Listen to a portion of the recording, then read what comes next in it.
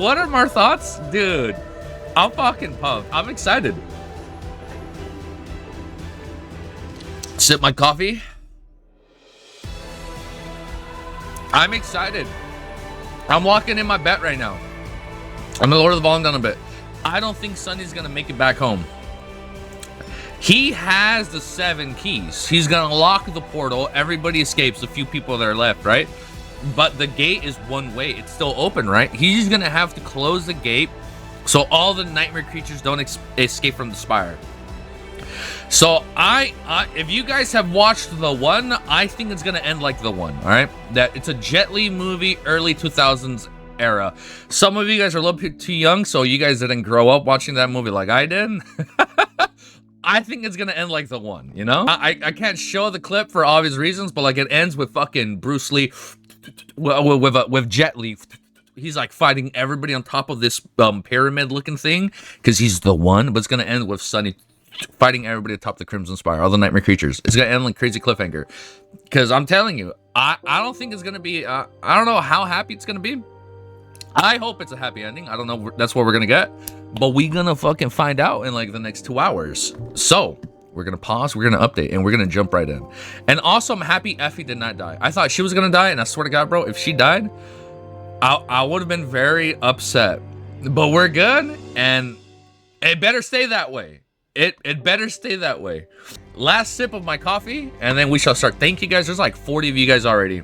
Let me check the time on my smartwatch. It is 11 in the morning. All right, let's go, bro. Let's just quickly go down memory lane. It's been 1 year. I think to the day April 15, bro. That was a year and 4 days ago. Chat is not on screen. Let me fix that. Okay, we figured it out. I just had it off. But look at that, bro. This was us 1 year ago. Look at that. Okay. Look at that. We were so skinnier. We weighed less. We were still in better shape. But I gained weight with the misses. You know when you get very happy and you start gaining weight? Yeah, that's me. But look at that. Look at that. Damn, I was skinny. All right, bro. Let's get to it. Let's fucking get to it. Are you guys ready, bro? Chapter 330. After 1 year. Oh my goodness, I am sorry. But here we go. How to cancel my evenings with all of your videos yet? I'm so gonna tune in to say hi. Thank you, bro. Thank you. So like 1 chapter a day on average. Respectable W. Thank you, man. We must aim next year. This year we are aiming for an average of 2 to 3 a day. I will promise you that. We're gonna up it. We're gonna up it. Chapter 330 is called Siege of the Crimson Spire. Wait, we're in the siege. Change music. Hard stop. Hard stop. We change music. We go back to the siege song. As the Dreamer Army. I lied. Last thing to change. 330. As the Dreamer Army was drowning in the rising waters of the cursed sea and the insatiable tide of monsters, Sonny approached the Crimson Tower. Far away from the rest of them, completely alone, submerged in roaring darkness, he struggled against the seething mass of black waves of the hurricane winds to cross the last few meters that separated him from the shining star sigil that engraved into its gates. Finally, his hand touched the cold surface of the ancient stone, wiping the rainwater off his pale face. Sonny stared at the radiant shapes of the 7 stars. This better work. Summoning the first of the oath keys, he lingered for a moment, then carefully inserted it into the black chasm of the keyhole. So you finally forgot? Shit, I forgot finally here. Something bad's gonna happen. How much time I looked him? It took us a little over a year to read 1,400 chapters. Yeah. And that's why it's also taken this long to get this far, just because we were still reading that. Separated from him by the vast expanse of the swelling sea of darkness, the surviving sleepers desperately fought, and advancing the horde of monsters. The black water had already reached their waist, making it hard to move. The army was trying to retreat and slope with the crimson coral, but the pursuing sea was much faster than them. Changing Star was still slaying one monster after another, her radiance only growing brighter in the tenebrous hell of the furious storms. Raindrops were evaporating as they touched her brilliant skin, its incandescent making it even more. Bolts of lightning seem pale and bleak. How's the volume? I should lower it a smidge, right? Just a smidge. Suddenly an almost Suddenly an imperceptible ripple ran across the surface of the black water. A gust of cold wind blew over the forgotten shore, sending a shiver running down the hearts of countless creatures. Oh man. Lord of the Mystery chapters are a lot longer. It takes us like twice as long to read a chapter. Yeah, they're like twice as long. Yeah, so realistically, we would have been like 2,000 if we did Shadow Slave. I feel like that's how much I would have read if we did Shadow Slave. Moving on to the next star, Sunny summoned the second key and put it into the lock. Nothing terrible happened, so he struggled through the water to reach the third one. Terrible? What would that even look like? What can be more terrible than my current situation? As it, to answer his question, somewhere behind him, a black tentacle suddenly rose out of the seething waves and blindly wiped through the air. Crashing it into a mound of coral, it easily shattered. A rain of debris fell into the water. Just a moment later, countless others followed the first one. Noticing this new development through the eyes of his shadow, Sunny cursed, "Me and my big damn mouth." Luckily, the tentacles were so distant away, somewhere near the remains of the 7 golems he had slain. But at the sea rose, they started to slowly moving in the... Hold up! Just taking off my socks. Getting a little cozy. But as the sea rose, they started to slowly moving in that direction. Hurriedly inserting the third key, Sunny dashed forth to the fourth. Another oath key slid into its socket. The water was now even higher, forcing him to struggle against its weight. A strong gust of wind hit Sunny in the back, almost caught... This is just so cool. It's so cool. Sunny in the back, almost causing him to crash headfirst into the stone gates. As he put the 5th key into the keyhole, the tentacles were already alarmingly close. Curse it all. Sunny inserted the 6th oath key into the lock and dove it into the black water, swimming towards the last one. Oh, is it at the bottom? Because he went up and down. Just a few moments before the massive twisting tentacles descended on him, he found the last shining star and drove to the 7th key into its center. Suddenly, the world shuddered. The whole forgotten shore trembled. Out on the battlefield, the surviving humans froze for seconds, startled by the sudden change that rippled through the wind. The furious onslaught of the wind died, the torrential flood of the rain stopped. The continuous deafening roars of the thunderstrikes grew quiet. Yo, what's up, guys? The terrible storm seemed to have ended as suddenly it had appeared, disintegrating into nothingness like a fragile mirage. Even the nightmare creatures attacking them stumbled and paused for a moment. Oh, they're all looking up. They paused for a moment, staring at the sky, and then the dark veil of clouds was broken by a blinding bright ray of sunlight. Ah, is that the cover of this song that Griffith Tyler made? The bright ray of light? Ah! As soon as it had happened, the restless black water stopped rising and then flowed in reverse. The cursed sea was retreating. Crap. As soon as Sunny put the last oath key into the 7th lock, the whole Crimson Spire shuddered. An indescribable sound came from its depths, echoing through the darkness of the storm like a heavy, mournful sigh. And then the gargantuan gates opened, the giant slabs of ancient stone moved for the first time in thousands of years.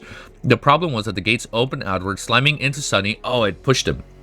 Dragging into Sunny and dragging him through the mass of black water with terrible speed. The unexpected blow threw him off his feet and almost caused him to drown. Not to mention the fact that it hurt like hell. The opening gate brought him away from the damn tentacles at least. After a while, Sunny was thrown out onto the slopes of a tall coral mound. Coughing a few times, he tardily crawled a few meters up, and then he fell on the rough surface of the coral and turned around. What Sunny saw made him blink. I'm sorry, we didn't get a cliffhanger. Then he opened his eyes wide and stared in disbelief. The dark sea was being sucked into the spire. The whole black sea? The black water was flowing in reverse, rushing into the enormous doorway. Oh, where the gate opened. The twisting tentacles of the harrowing creatures that belonged to it were carried away by the current. What? The twisting tentacles and the harrowing creatures they belonged to were carried away by the current, disappearing into the blackness too. Does that include what the Dreamer army is fighting, what we're fighting right now? Or is it just what was in the water? The strange thing was the amount of water entering the Crimson Spire was much larger than what should have been possible. Sunny expected to see it fill to the Cyclopean Tower, but instead it simply flowed inside and seemed to disappear. As it swallowed by the spire and vanished into the depths of the earth, just a few moments later, the lever of the dark sea began to fall. Too excited.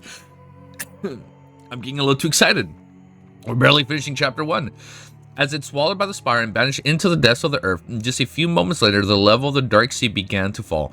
The storm died down and the impenetrable veil of clouds was torn apart, allowing the sunlight to illuminate the world once again.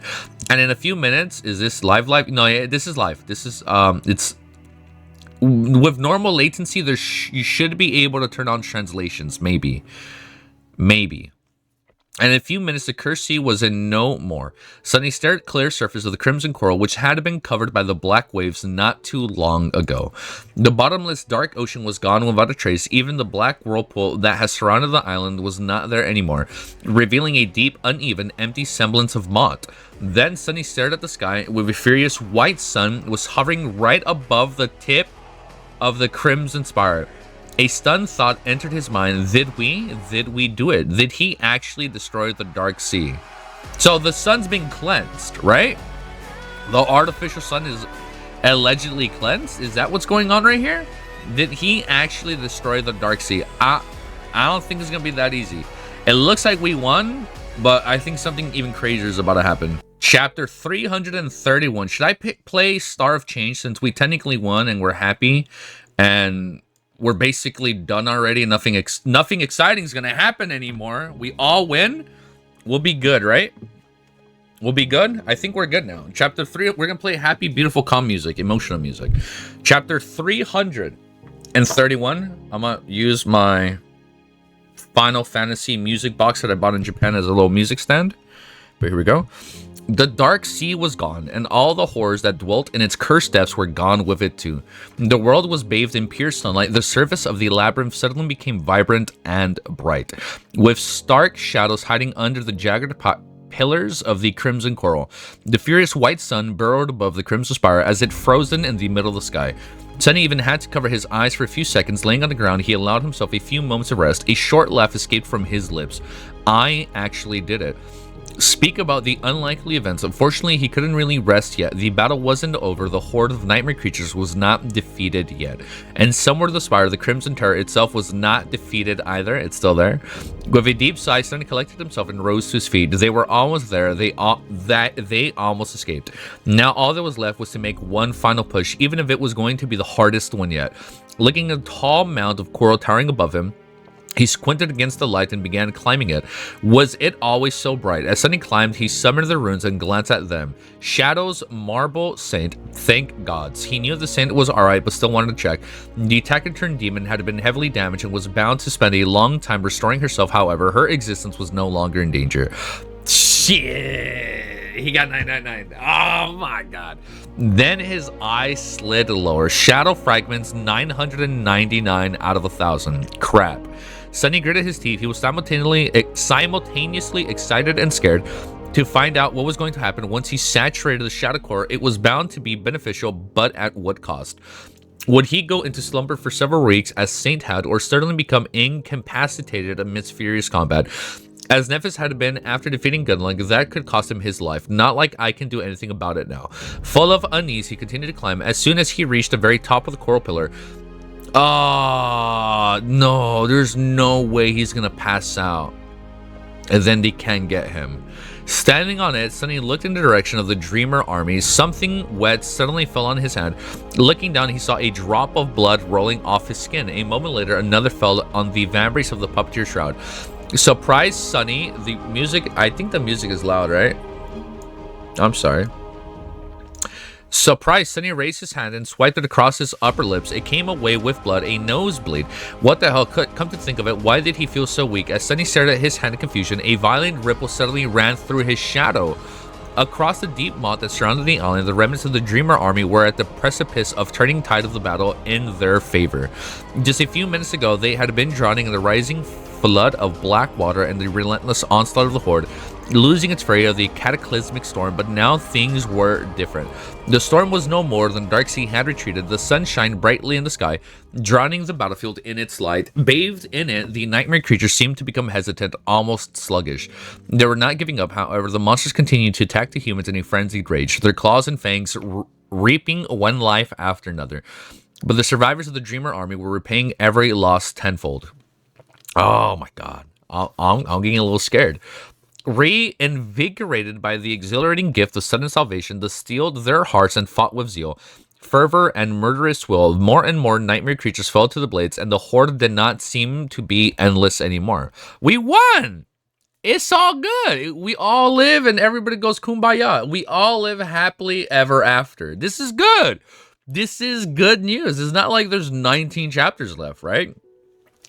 The sleepers did not know why the storm had dissipated and why the curse seat had retreated, but their faith in changing star now burned even brighter. She promised to guide them out of the cell, and somehow even the black water had capitulated to her radiant light. The victory is not impossible anymore. They could practically taste it. But NEPHIS herself suddenly stumbled and slowed her sword dance. A confused alarm frown appeared on her face. She's confused? Dodging the claws of an attacking abomination, she thrust her sword into its maw and then jumped back. Free of the swarming launches for a few short moments, she lowered her sword and looked at the sky. High above her, Kai was still alive somehow. What is happening? What the fuck is happening? He had spent so long flying at a terrible speed, struggling against the crushing wind, dodging bolts of lightning and the cursed spire messengers, pushing the limits of both his body and mind. The exhaustion was catching up with him now, making it hard to think, let alone react. He really didn't feel well. His whole body ached and his vision was slowly turning blurry. A sickening feeling of weakness permeated his body. The storm had come out of nowhere and then disappeared without a trace. The skies were blindingly bright. That was a relief. But then the damned abominations were still there. At least they didn't look tireless anymore. In fact, the messenger seemed to be in as much of a sorry state as Kai himself. He wanted to flatter himself and assume that it was because of his arrows. He had wounded the damn monsters many times after all. But no, it didn't make any sense. They seemed to be able to resist the effects of... That's so fucked up. They seemed to be able to resist the effects of the blood arrow before at least a large extent. So why would it change now? Something is wrong. Using the sun to blind his enemies, Kai dove into the light and dashed to the side, narrowly avoiding the claws of one of the messengers, or so he thought. Oh no, in reality,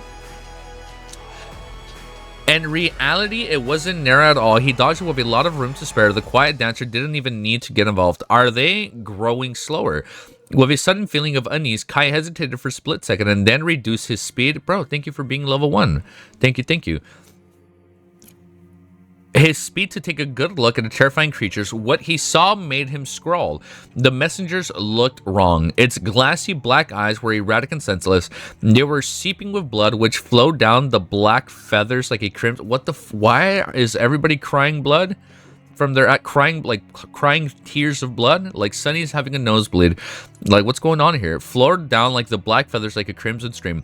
There were two other similar streams coming from the monster's ears. The muscles of his pale body were spasming, rolling under the white skin like panicking worms. As Kai watched the messenger suddenly open its beak in a silent scream, a moment later, a flood of blood erupted out of it and disappeared in the wind like the red mist. Then the creature convulsed one last time and lost control of its wings, not even trying to correct itself. The terrible abomination plunged down. Kai flinched and opened his eyes wide in terror. The spire messenger was dead. Really hope the comic does well. I think it's gonna be good. We all live happily ever after, man, right? Whew.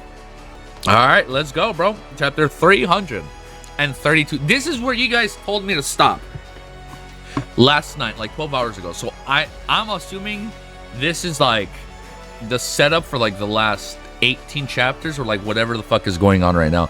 I assume the whole Rivers of Blood has something to do with the prophecy, right? Then Cassie said there was like rivers of blood. Like, I thought it was like metaphorically speaking, but it's also in a like a literal way. But Sunny swayed a little and then looked down at his shadow. The shadow seemed to be in pain. The shadow is in pain?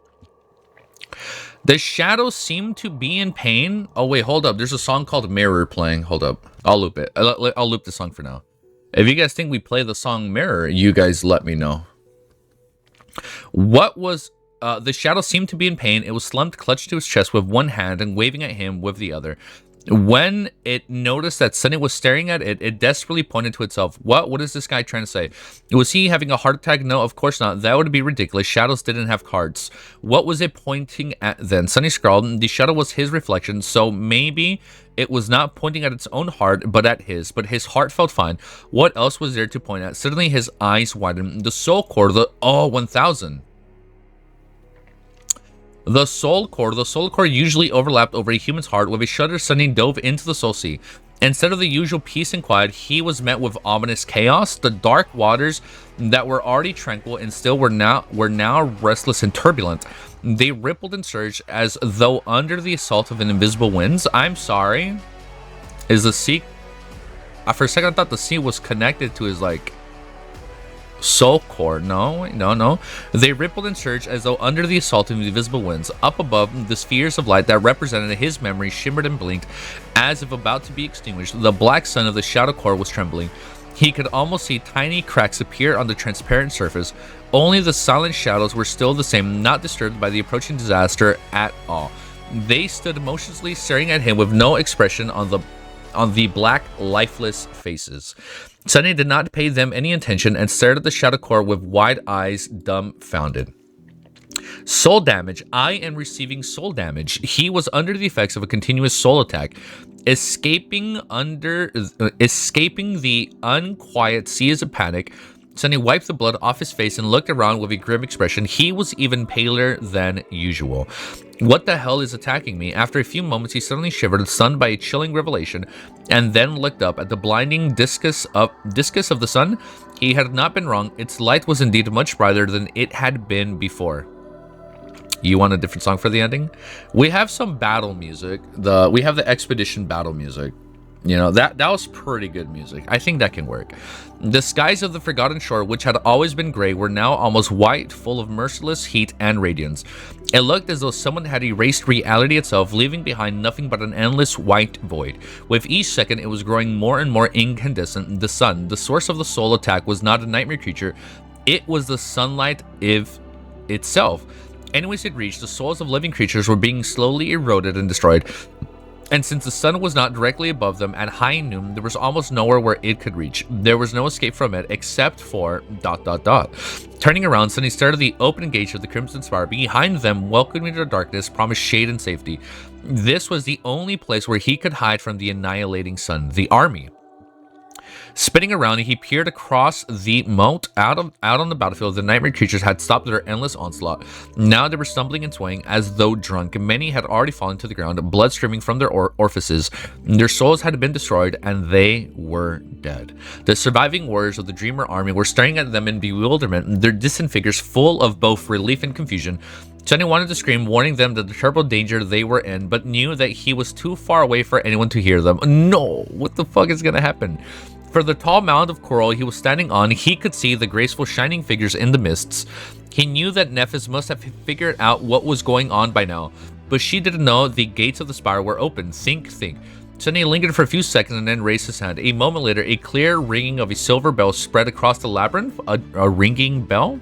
Silver bell? Is it his bell? A moment later, a clear ringing of a silver bell spread across the labyrinth, rolling over the remains of the Dreamer army. Far away on the battlefield, NEPHIS spun and looked in his direction. Come on, Neph. Sunny rang the silver bell again and waved his hand to the air. However, there was no need. Changing Star had already moved, thrusting her sword towards the spire. In the next moment, the Dreamer army lunged forward. Sleepers were running with all the speed they could muster, following the command of their lady. Yes, wait, what is she doing? NEPHIS herself did not follow her soldiers. Instead, she turned around and ran in the opposite direction. To the distant pillar of the coral they had left at the start of the mess. Sunny's wait, what? NEPHIS herself did not follow her soldiers. Instead, she turned around and ran in the opposite direction. To the distant pillar of the coral they had left at the start of this mess. Sunny's heart skipped a beat when he realized what she was going back for Cassie. But there was nothing he could do to help, not anymore. Good luck. Jumping down from the mound, he rolled to the ground and ran towards the darkness of the spire's doorway without looking back. However, before Sunny could reach it, he saw something falling down from the skies. What the? A ragged human figure slammed into the crimson coral and rolled several times before coming to a stop. Then remained still. It's either the vessel that was used for the artificial sun, or it's Kai. He's like his body just gave out, right? It's either that or it's the vessel. Sunny dashed towards it quickly. Oh no! Quickly recognizing the bright colors of Kai's armor. To his relief, he's alive. Okay. To his relief, the charming young man was still alive, if barely conscious. A graceful rapier was wordily zipping around him. The steel of its bleak and devoid of the usual luster of its bleak, and devoid of the usual luster. The two of them must have been high up in the sky when the soul erased had begun, much closer to its source, so it suffered more than those of them on the ground. Not wasting any time, Sunny grabbed Kai by the collar and dragged him towards the open gates of the spire. The quiet dancer followed. Soon the three of them reached the border between light and darkness. Without hesitating even for a second, Sunny dove into the cool shade, made a few steps to get deeper into its shelter, and fell to the ground. Only now protected from the annihilating sun by the solid mass of the ancient tower, he realized how terrible his condition had been, but no more. His soul was finally at peace once again. Whatever wounds dealt was already healing. Kai was still alive too. Lucky bastard. Thank gods, I mean, the fool owes me big time now. Breathing heavily, he checked the unconscious archer, then sat down and stared at the blindingly bright landscape outside. Were the others going to make it? A few seconds later, something suddenly flashed through the air. It was Castor falling on his knees near them. He glanced. Where the fuck has Castor been this whole time, by the way? I'm sorry. I don't remember where it was. I don't remember where Castor was in this whole fray. I don't think I've read anything about Castor fighting in 18 chapters. It was always Kai, Effie, Nephis, and then Cassie's waiting in the back. The rapiers helping Kai in the sky. We even got the spy join in, but and she had like crazy fangs and long arms or whatever, like long claws. But I don't remember shit about Castor. It was Castor falling on his knees near them. He glanced at Sunny with tired eyes and then gently placed an unconscious sleeper he had carried with him to the ground. Without saying anything, both of them turned to the gates of the spire and looked into the light. He was fighting? Okay. Seconds passed in torture silence, and then a human silhouette appeared out of the brightness, and then another and another. The survivors of the Dreamer army had reached the island and dashed towards the life-saving darkness of the gargantuan tower. Soon they crossed the distance, separating them from the gates, and dove into the shade. Sunny watched something sharp moving in his chest. A tortuous eternity later, he finally saw the familiar figure in white armor appeared on the doorstep of the colossal structure. Carrying Cassie, Nephis entered the shadows. She was the last one to come. Looking at them and at the small crowd of sleepers gathering on the border between darkness and light, Sunny was finally able to exhale. They made it. The Battle of the Crimson. We won! Yay! We did it! The Battle of the Crimson Spire was over. Now all they had to do was find the gateway hidden somewhere inside the ancient tower and survive the wrath of its master. Okay, all right. All right, in the belly of the beast. We are done with the siege. Oh, here we go. I'm pumped. I'm ready. He had blood mist around him. Yeah, because I was like, shit, man, where the fuck has Castor been this whole time? I think Castor is with Effie and Gemma. Easy. Got it. See, it was an easy fight. The siege is over. No casualties for characters we care about. We had a little bit of a tear because we thought Effie wasn't going to make it and Kai was going to make it. But we fucking did it, dude. Fucking rookie numbers, bro. Light work. 0 casualties. I mean, wait, hold up. A lot of people in the Dreamer army died, right? My God is live. We live, bro. But our characters, our like named characters, we good. Sunny carried, not gonna lie, bro. If Sunny didn't open that gate, it definitely would have been GG. All right, chapter 3, almost at 200. Chapter 333. Oh, it's called In the Belly of the Beast. Sitting on the cold stone floor, Sunny inhaled deeply and looked at the people surrounding him. All of them were exhausted, wounded, covered in blood, dirt, barely staying conscious. Their armor was broken and torn, and their faces were deathly pale. They sat on the ground, too tired to move or talk, breathing heavily and stared down with the empty eyes. There were so few of them left. I'm sorry, how many? We had 500 at the start of the Dreamer army. Well, probably like 450, right? Because some died in the Crimson Spire. So I'm thinking there's like 450 to 500. But how many are left? There were so few of them left, but also much more than he had expected. Around 100? 100? Damn. Around 100 sleepers had survived the Battle of the Crimson Spire. They lost 3/4 of their army, or like 4/5 of their army. That is insane, bro. They were the strongest, the bravest, but mostly the luckiest warriors of the Dreamer army. 4/5 of it had been eviscerated in the slaughter, not to mention another 500 or so that had died during the bloody struggle for the throne of the Bright Castle. This 100 was all that remained of more than 1,000 humans that had been surviving on the Forgotten Shore before Changing Star had arrived in the Dark City, like a brilliant omen of disaster, like a herald of ruinous change. But Sunny was appalled and horrified as much as he was surprised and elated. He had honestly thought that the number of people who would make it this far was going to be in the single digits. I think it's going to be in the single digits right now. I swear to God, I think only like 10 people make it out. Looking around, he searched for familiar faces. NEPHIS and Cassie were there, of course. So was Kai. Effie was slumped against a wall, dressed only in her white chitin, which was now torn and painted completely red with blood. Her armor seemed to have been completely destroyed. Castor was also there, bandaging a shallow wound on his shoulder. Compared to other survivors, he seemed strangely clean. However, his armor was seriously damaged too. It seemed that even incredible speed had not been enough to avoid the fury of the Nightmare Horde. Session stood silently apart from the rest of them, surrounded by a dozen surviving handmaidens. The beautiful woman was heavily injured, the luster of her skin and the sparkling eyes growing bleak and dim. From what Sunny could see, she was barely alive. He also noticed Aiko, who was sitting on the floor, wiping tears off her delicate face. How's the music, by the way? Imagine if Gunlunk was here. Dude, if they teamed up, bro, Gunlunk would have been such a good help. Would he have been able to stagger all the nightmare creatures that looked at him, or was it only like humans? She was barely alive. He also noticed Aiko. He was sitting on the floor, wiping tears off her delicate face. But there was also many people whom he did not see. The scared hunter who had been welcoming them in the outer settlement after their long expedition was dead. So was Park, his nonchalant friend who had been responsible for turning Effie into a folk hero with his tales. The talkative watchman who had asked Sunny about his opinion on who could have killed Harus were now dead too. So was a young man who had thought that talking to Sunny was a headache. Stev and the Ample Giant had been in charge of the memory market during Gunlunk's reign. He didn't make it? Stev died? I was hoping he'd make it. Stev, the Ample Giant that had been in charge of the memory market during the Gunlunk's reign, did not make it. Perhaps this was why Aiko, his friend, was now silently shedding tears. Oh, I'm about to cry for Aiko. Even Gemma, the dauntless leader. Oh, Gemma didn't make it? What? No fucking way, dude.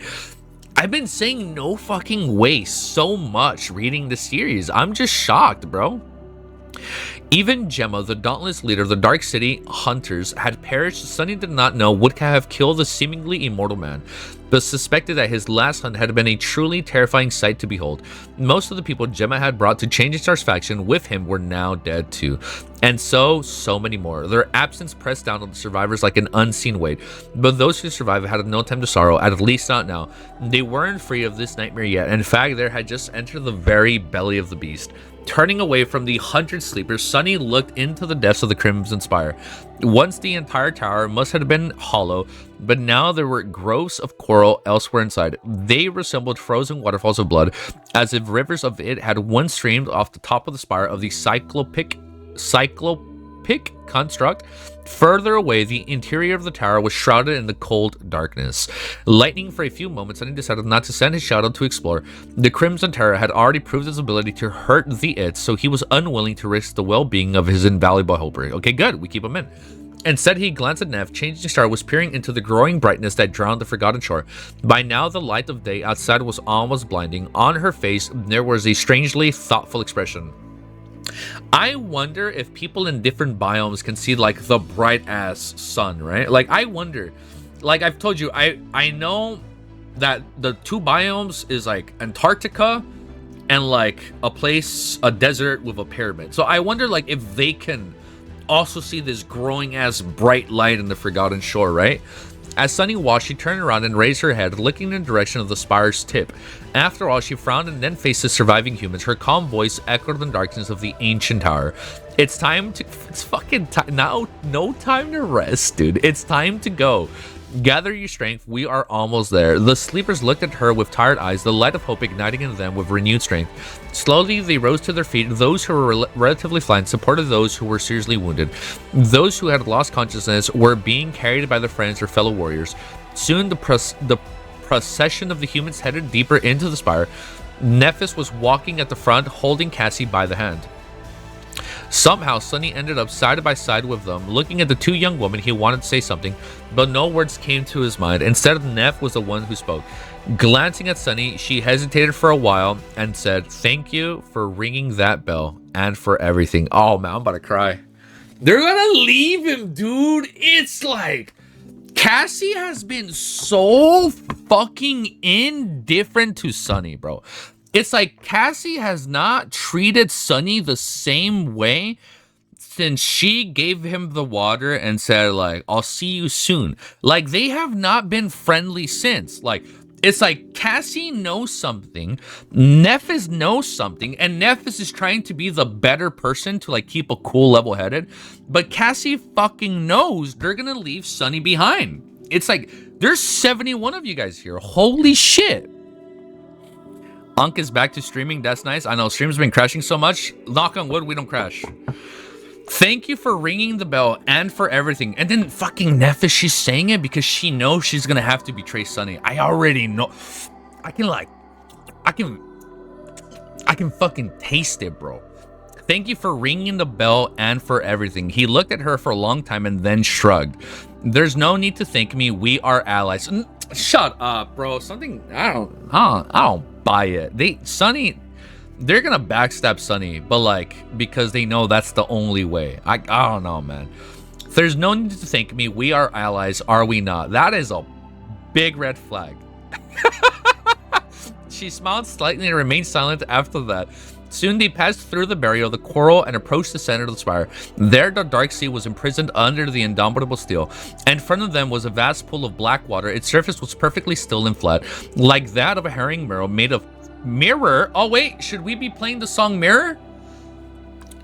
Like that of a herring mirror made from pure darkness. Although the water was opaque and no one could see how far down the gargantuan well went, Sunny felt as though it was unimaginably deep. He felt that it reached such depths that mere thoughts of light would be impossible there.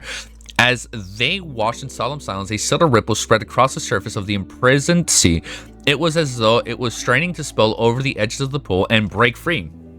However, the invisible powers that held it down were too mighty to overcome even for the vast, boundless, inconceivable creature. Turning away from the eerie black mirror, Sunny peered into the darkness and frowned. Hidden in the shadows, far away from the light of human lanterns, countless figures were standing motionless, staring at him. So that's like in his soul core. Level 3, bro. Level 5, dude, thank you. Alright, enjoy the read. I haven't read Shadow Slave, so I'ma go have fun with ending. Good luck. Welcome back to streaming, Unk. I hope it doesn't crash anymore. I'm hoping it doesn't crash. We have not crashed. I'm hoping, man. Oh, this is good. Look, man, I'm scared. I am scared. Before I'm gonna say what I'm gonna say, when Neph was like, are we allies? We are allies, are we not? I don't know, man.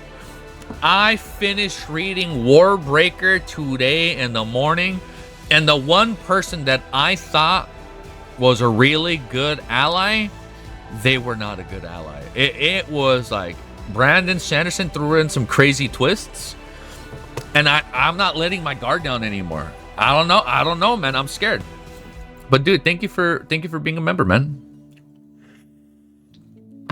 Play Song of Light and Darkness. All right, let me put on both earbuds. We'll play Griffith Tyler's song, Song of Light and Darkness. All right, I'm all fucking ready. I'm excited. Chapter 3. Wow, there's 78, almost 80 of you guys here. Chapter 334 is called No Too Early. Okay, too early. It's okay. All right. Too early. Let's just play Forgotten Shore, bruh. All right, I'll take it out. Too early. All right. Chapter 334 is called Silver Sword. Was that a close call for something, bruh? Okay. All right. We'll take it off. You guys let me know when to play it. Stop. All right, we stop. It's not like the song will be like, and then she betrays him or Sunny betrays her. That's all right. All right, it's cool. It's chill. We'll keep playing Forgotten Shore because that is what the arc is. So we'll keep playing that. What I do like about the song, it kind of reminds me of the song Gatsu, for people that have watched Berserk. The Guts theme, it kind of reminds me of that a little bit. Chapter 334, Silver Sword. At first, Sunny wanted to shout to warn everyone, but after observing the silent figure for a few moments, he changed his mind. Hidden in darkness, countless coral golems were staring mindlessly into the distance. They were very similar to the creatures he had fought to get the Star Sigil, but also different because they weren't copies of ancient heroes, just the mundane people. As such, they wouldn't be too dangerous. A single sleeper could fight dozens of ease, let alone the experienced, powerful warriors of the Dreamer army. More than that, the golem did not seem to be hostile. Some of them stood motionlessly while some aimlessly wandered about. The sad, empty things were even more lifeless than echoes. He felt that they weren't really creatures even, just physical manifestations of the Crimson Terror's madness perhaps. A representation of its broken psyche and scattered thoughts. 80 viewers, 81, holy shit. He was sure that each of the golem represented one of the souls that had been sacrificed to the artificial sun that had once flowed through its vessel, becoming a part of it forever. There were thousands of them, and even more, they had to be hidden somewhere out of sight. Lingering for a bit, Sunny informed NEPHIS of his discovery. She frowned and glanced into the darkness, then nodded. We will be careful. Now that they had a better understanding of the ground level of the Crimson Spire, it became clear that the gateway was not on it. To find it, the remains of the Dreamer army were going to have to ascend higher. There were no stairs or lifting mechanisms. I'm sorry, so how do we get up? There were no stairs or lifting mechanisms inside, but luckily many of the twisting coral pillars were wide enough for several people to walk on them. Got it. And not as steep as to make things too difficult. The sleepers could use them to easily reach the next level. However, as soon as Sunny stepped forward, NEPHIS suddenly pulled him back and shouted, everyone back. Just a moment later, a wide ray of blinding light fell from somewhere above the swiped across the interior of the Crimson Spire, annihilating the tranquil darkness. It didn't take a genius to realize that the ray was imbued with the same soul-destroying property as the deadly beam of the sunlight outside, only this one seemed much more powerful. It was also different. Although its movements were erratic and strange, they were unmistakably aimed at the exhausted mass of the human invaders at the full intent. Hide in the shadows. Swiftly, the sleepers dove behind the growth of the corals and pressed themselves against them. A few unfortunate ones lingered for too long and were exposed to the light. They didn't make it. They didn't scream or struggle, just fell down to the ground, their lives extinguished in a split moment. The rest froze, consumed by tense fear. What the fuck is this? Sunny found himself leaning against a slightly inclined pillar of coral, Neph and Cassie by his side. Carefully looking out, he saw the deadly beam of light grow dim and dissipate. A moment later, however, several more fell from above, tearing the darkness apart. But that was not all. Guided by the light, the mass of the coral golem suddenly surged forward, moving toward the place where the Dreamer army was hiding. Their movements, which were aimless and mindless before, were now full of malevolent will. Crap. Turning to NEPHIS, he summoned the Midnight Shard and asked, what now?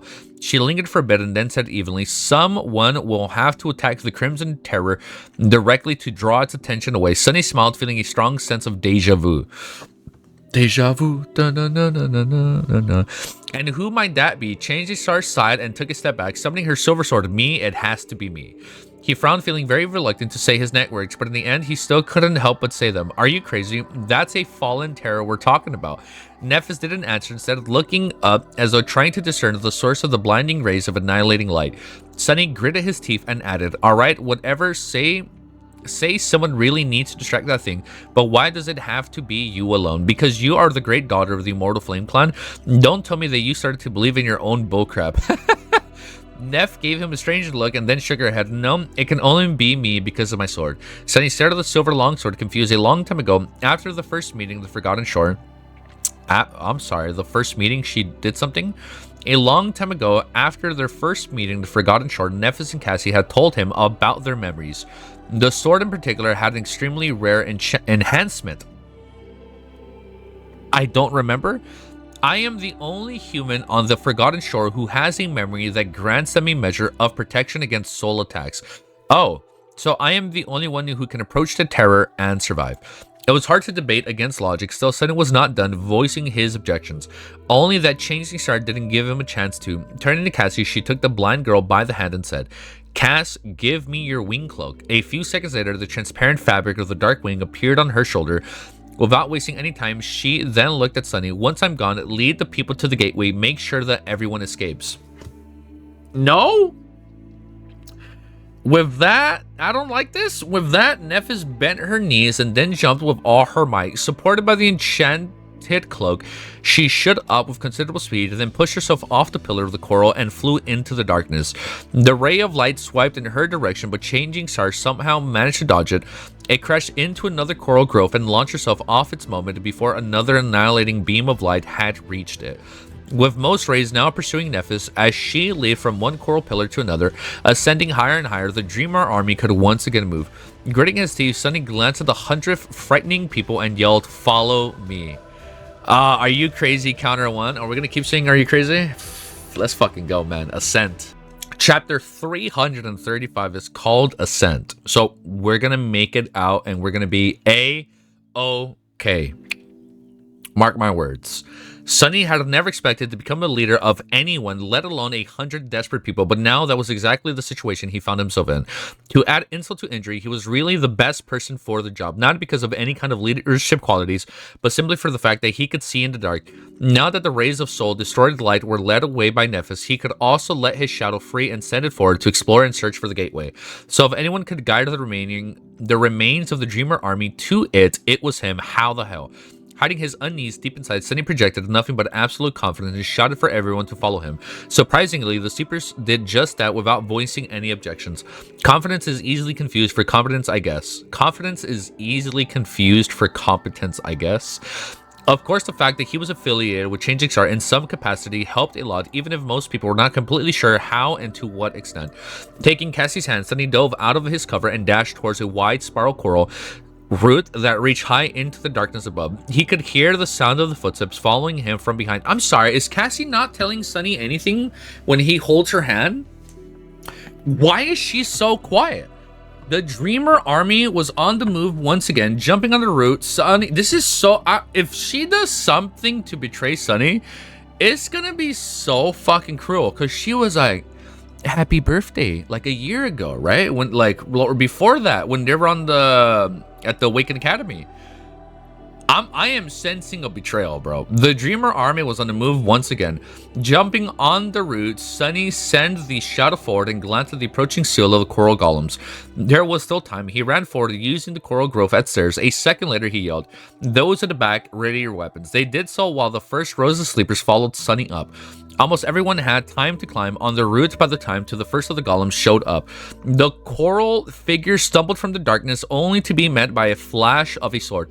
It was crumbled instantly, offering almost no resistance, but a moment later, several more appeared, and then more and more. The sleepers destroyed the first wave by themselves a few moments and then jumped onto the route. Then dashed away, soon catching up with the rest of the survivors. Cass is a quiet person? I don't know, man. I ain't fucking falling for that bait. I ain't falling for that bait, bro. I ain't buying that shit. She's an introvert. She's an introvert that had the courage to tell Sunny happy birthday a year ago and talk to him a lot when they were training with only NEPHIS. I don't buy it. I ain't buying that shit, guys. You guys ain't trolling me. I've been reading too much recently. But a moment later, several more appeared, and then more and more. The sleepers destroyed the first wave to buy themselves a few moments and then jumped onto the route. Reading too much into stuff easy? I don't know, man. I don't know. You guys be trying to tell me otherwise. Like, no. You're thinking too much. That's all right. No. I don't know. You're so wrong. I don't know.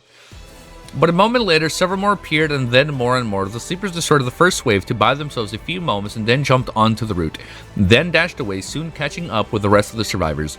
And the head of them, Sunny hesitated for a moment. Thanks to the shadow, he knew that the wide coral growth they were ascending was soon going to twist upwards at an almost vertical angle and grow much more narrow. Luckily, there was another one crossing it just a few meters away, separated by a very small gap. Picking Cassie up, he took a step forward and jumped, landing on the other route, then turned around and moved in the opposite direction to one they had been going, but still upward. Behind him, the sleepers repeated his jump, and down below, the wave of golem was already climbing on the twisting roots to pursue them. Damn it, I guess they can climb. He ran forward, struggling against the steep incline, and then suddenly froze and looked up. There, a few dozen meters away, a wide gallery circled around the empty expanse. A gallery?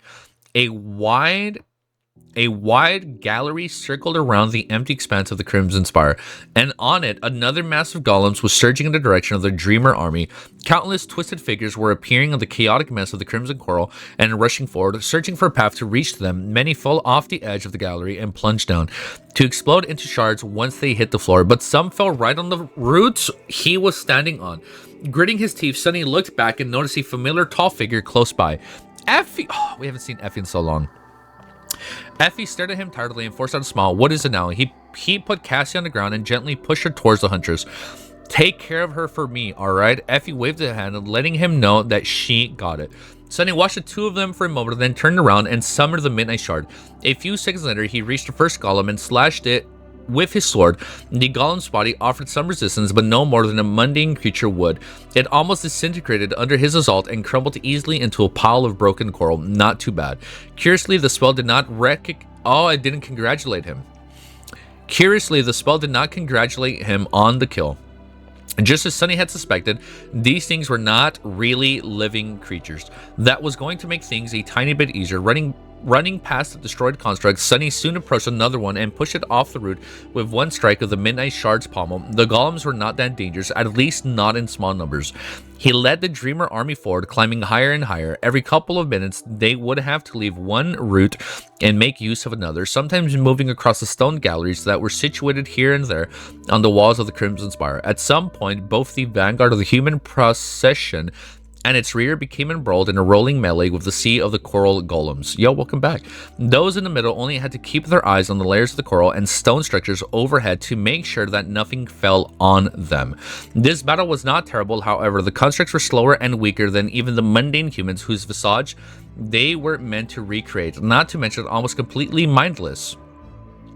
Not a single human had fell to risk of... Wait, what? Not a single human had fell to their attacks yet. That was not to say that surviving the onslaught of countless golems was easy.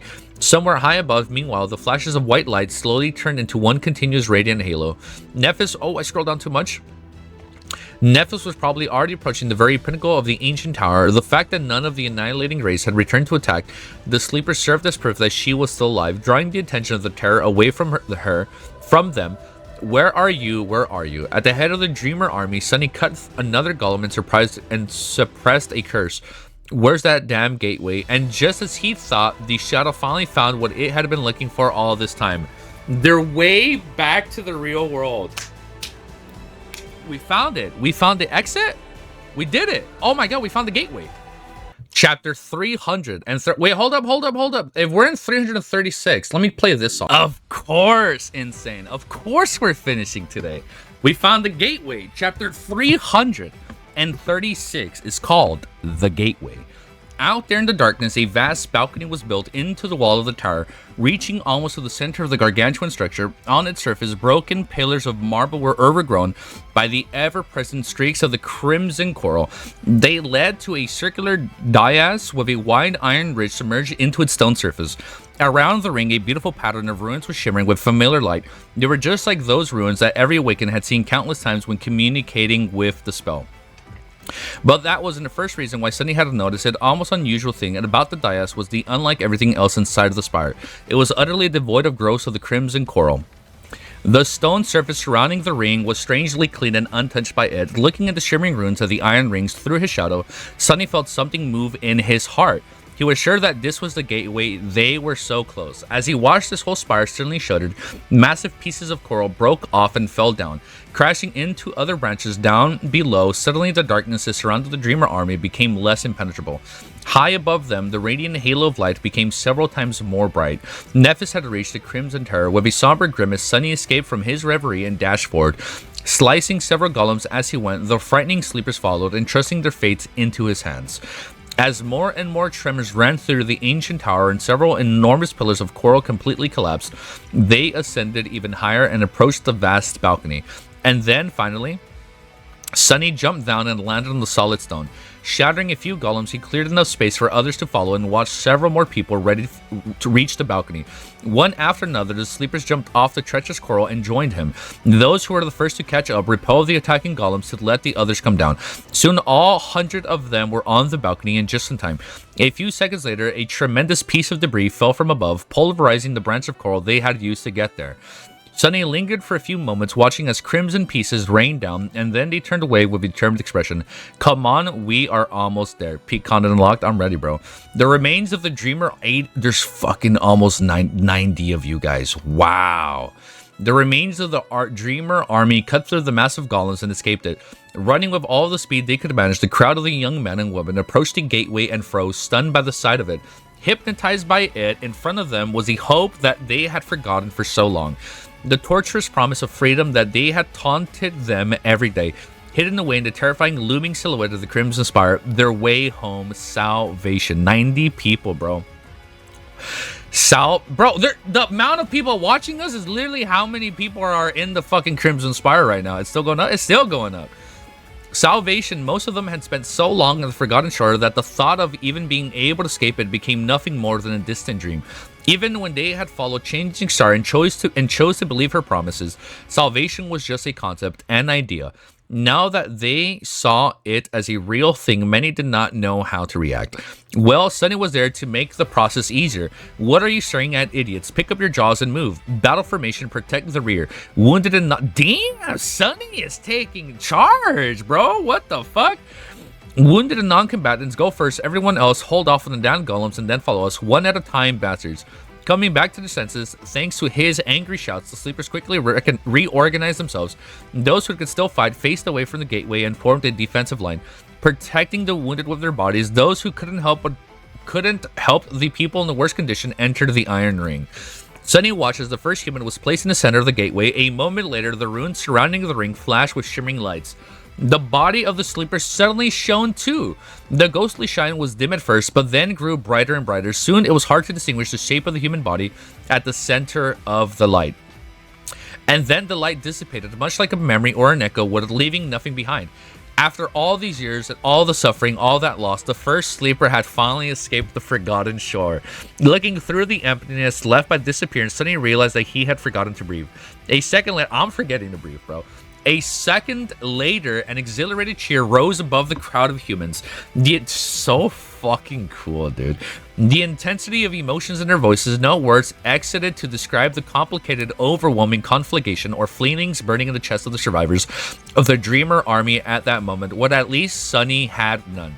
In the next moment, the pursuing waves of Golem crashed into the defensive line, and the next human stepped into the gateway. The defenders held their ground, towering the coral creatures back. Sunny lingered at the edge of the dais, watching the crowd of humans. One after another, they were disappearing into the beautiful radiance of the gateway, while the others continued to confidently repel the assault of the golems. They were going to survive. Sunny character development arc now. I love it. He's grown so much as a character. That meant that this job here was done. And just as he expected, Caster was no... Fucking Caster, this sack of swine, little piece of shit, went back for fucking NEPHIS, huh? Are they gonna have a 1v1? And just as he had expected, Caster was... Oh, dude, this is so fucking anime, bro. This is so fucking sick. And just as he had expected, Caster was nowhere to be seen. Lingering for a few short moments, Sunny glanced at the gateway one last time and then stepped away. Fuck Caster, fuck that little bitch. As he moved through, that's how good Guilty 3 is as a character. He makes hateable characters so hateable that it's fun to hate on them when you know that they're like trying to kill your fuck. Everybody's saying fuck Caster. As he moved through the crowd of humans and approached its edge, someone suddenly called out his name. Fuck, did I skip something? Caster was nowhere to be seen. Lingering for a few short moments, Sunny glanced at the gateway one last time and then stepped away. As he moved through the crowd of humans and approached its edge, someone suddenly called out his name. Turning his head, Sunny saw Effie. The huntress was carrying the unconscious body of Kai on one shoulder and keeping Cassie close to her under another. The blind girl's face was ashen, confused and empty. Doofus, where are you going? Sunny stared at her for a few moments and then suddenly smiled. There's just some unfinished business I need to deal with. Take care, you three. I will see you later. No, I will see you later, I hope. With that, he took a step back and disappeared into the shadows. No fucking way. He's going back for fucking NEPHIS. Yo, he's gonna go kill dude. I am so excited for this 1v1. It's not even funny, dude. I am excited. As I was talking out loud, I just realized what's gonna happen. Caster is going to be his 1000 Shadow Core. And dude, thank you for being a level 5, bro. Dude, when we kill Caster, that's when our Shadow Core fully saturates. He's the 1000 we need. Bro, thank you for being a member, bro. Thank you so much. I hope you guys are having fun. Chapter, oh, it's gonna be fucking epic. Dude, I am so excited to collect the physical books. I am so excited for Volume 1 this year. Dude, we gotta support the shit out of that book. We gotta buy a book for us, a book to gift someone, and a book to just read and highlight. And then we have maybe a 4th book just to keep sealed in wrapper, you know? We gotta support it, you know? Chapter 337 is called Nobody. Summoning the Dark Wing of the Prowling Thorns, Sunny jumped off the edge of the stone balcony, and the next second his dagger pierced their darkness and bit into the fractal coral branch high above. With a sharp pull, Sunny sent him flying upwards, the transparent cloak turning into a blur behind his back. All around him, the interior of the Crimson Spire that remained unchanged for thousands of years was shifting. The ancient tower continued to shudder and quake as it endured the calamitous consequences of the battle between Changing Star and the vessel of the artificial sun. Vast coral roots were shattering and plunging down, drowning the echoing expanse of the spire with deafening clangor. As massive slabs of coral collided against the lowering branches, they were pulverized in turn. Moving through all this destruction, Sunny struggled to stay alive. Before he could even reach the root he had been aiming for, it was obliterated by falling debris. The massive coral then rained down, threatening to bite Sunny under its deadly weight. Not phased, he twisted and hurled the prowling thorn sideways, then flew out of the way of the collapsed coral. Just a second later, Sunny hit its side on the intact root and pushed himself on its surface, continuing to ascend. Chat, don't get your ho highs up. I know easy theories from Olotim. Sunny, what is that supposed to mean? Hold up. Sometimes we cook the kitchen and sometimes we burn down the kitchen. You know, it's 50-50. You know, sometimes we get really, really good theories, and then sometimes the kitchen just burns down. It goes up in flames. Haru is a spy trust. That was a good theory, okay? That was a good theory. Like, what better spy than the one that was trying to kill us the whole time? You know, that was a pretty good theory. I still think that was a good theory, okay? He spun and twisted using the prowling thorn and every surface he could reach to dodge the falling slabs of coral, avoiding being cut to pieces by deadly clouds of flying splinters, and soar high. There's almost 100 of you, and soar higher and higher. As he did, the shadow jumped from one root to another, searching for Caster. The legacy was so much faster than Sunny and was chained to the ground and didn't have the advantage of being able to see in the dark. Sunny was certain that he would be able to catch up to him before too long. After a few torturous minutes, he inevitably did. Emerging from the cloud of dust, Sunny left a crimson trail in the air and landed on the wide root in a nimble roll. A moment later, he jumped to his feet and stood silently in the darkness, waiting for Caster to appear. Up here, the highest levels of the spire, the chaos was not as pronounced. Those branches of... It's going to be a sick-ass 1v1. Up here, at the highest levels of the spire, the chaos was not as pronounced. Those branches of the coral were going to break had already fallen, and few remaining ones were relatively stable. That allowed Sunny to predict which route the legacy was going to take. Thank you, guys. There's 102, 103. Hold up, it's not updating on my end yet. Really? Dude, that's a lot of people. That is crazy, man. Thank you, guys. Dude. The cool polished wood of the Weaver's mask. Did he put on the mask? Up here, the highest level of the spire, the chaos was fucking, dude. This is so it's so anime, dude. That's insane. Up here, the highest level of the spire, the chaos was not as pronounced. Those branches of the coral that were going to break had already fallen, and the few remaining ones were relatively stable. That allowed Sunny to predict which route the legacy was going to take. The cool polished wood of the Weaver's mask rested comfortably on his face, hiding his features.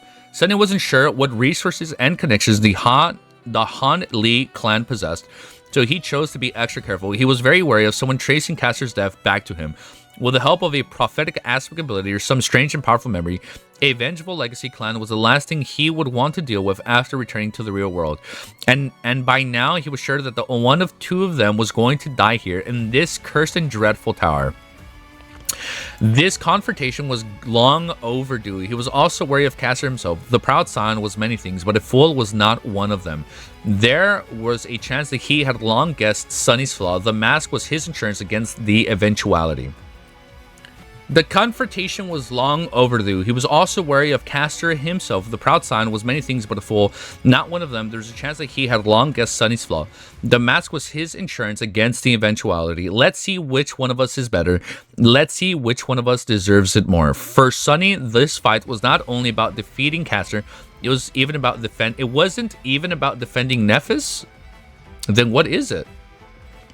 It was about defeating the word itself a long time ago. Oh, you're right. It was about defeating the world itself. A lifetime ago, when he and Castor had first met in the academy, they were on the opposite sides of humanity. One was on the top and the other was on the bottom. One was strong and surrounded by a circle of admirers, and the other was weak and alone. One had the best educations and the best mentors, the vast resources of his powerful family, the inherited arsenal of memories, and the plenty of soul shards to propel him forward to the future success. The other had nothing. Sunny had always had nothing, no family and no home, no place to call his own, no one to care about whether he lived or died, no opportunity, no chance, no future. Thrust into the same hell as a caster, he clawed and fought, suffered and endured, surviving and bettered himself through will, intellect, and countless brushes with death. And now, a year later, he was ready to claim his rightful place. Fuck.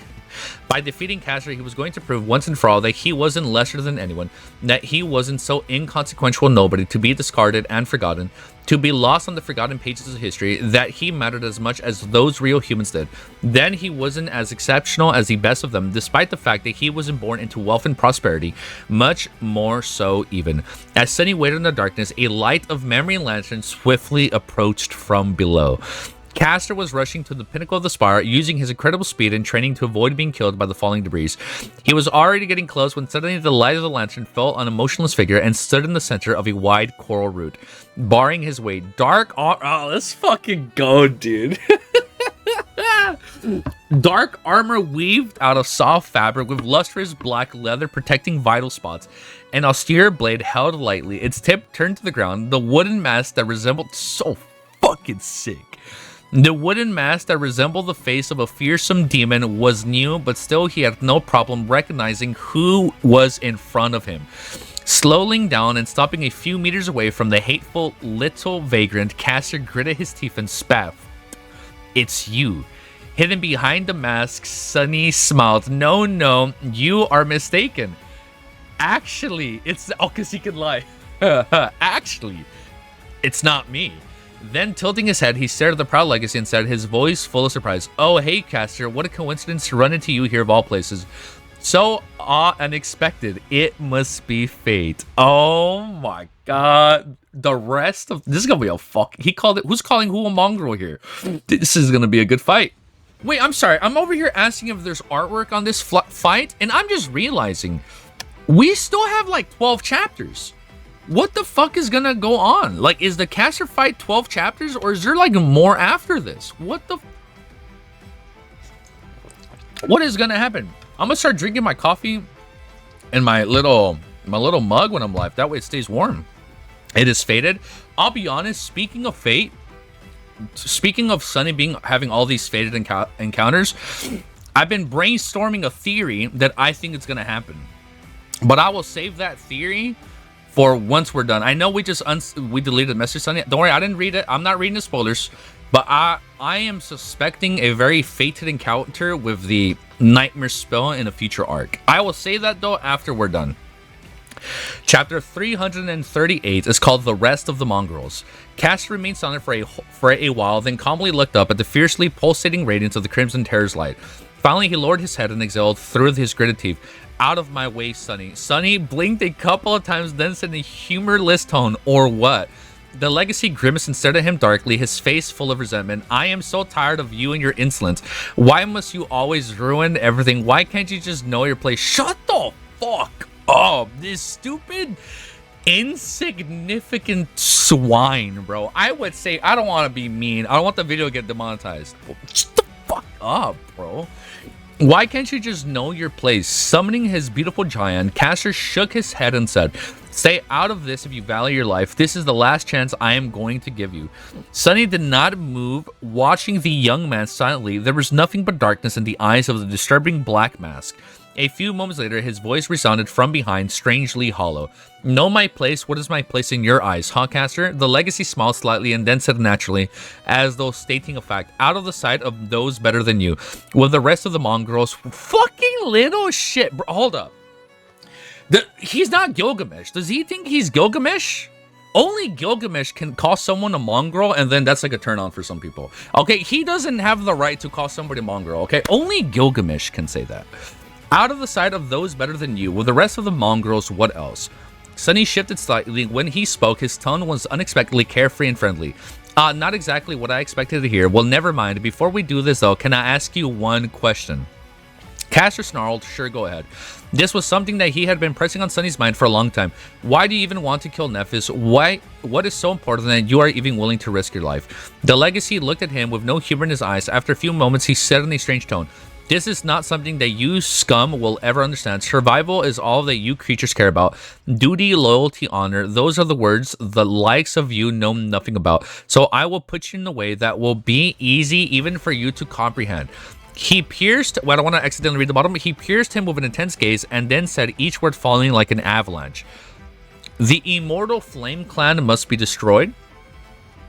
Maybe it's because they're the closest to conquering the spells, because her father did one, her father conquered the second, and her grandfather conquered the third, or some shit like that, right? So maybe they don't want humans to conquer the dream realm. Is that what this is? And then his voice rang with profound inevitability.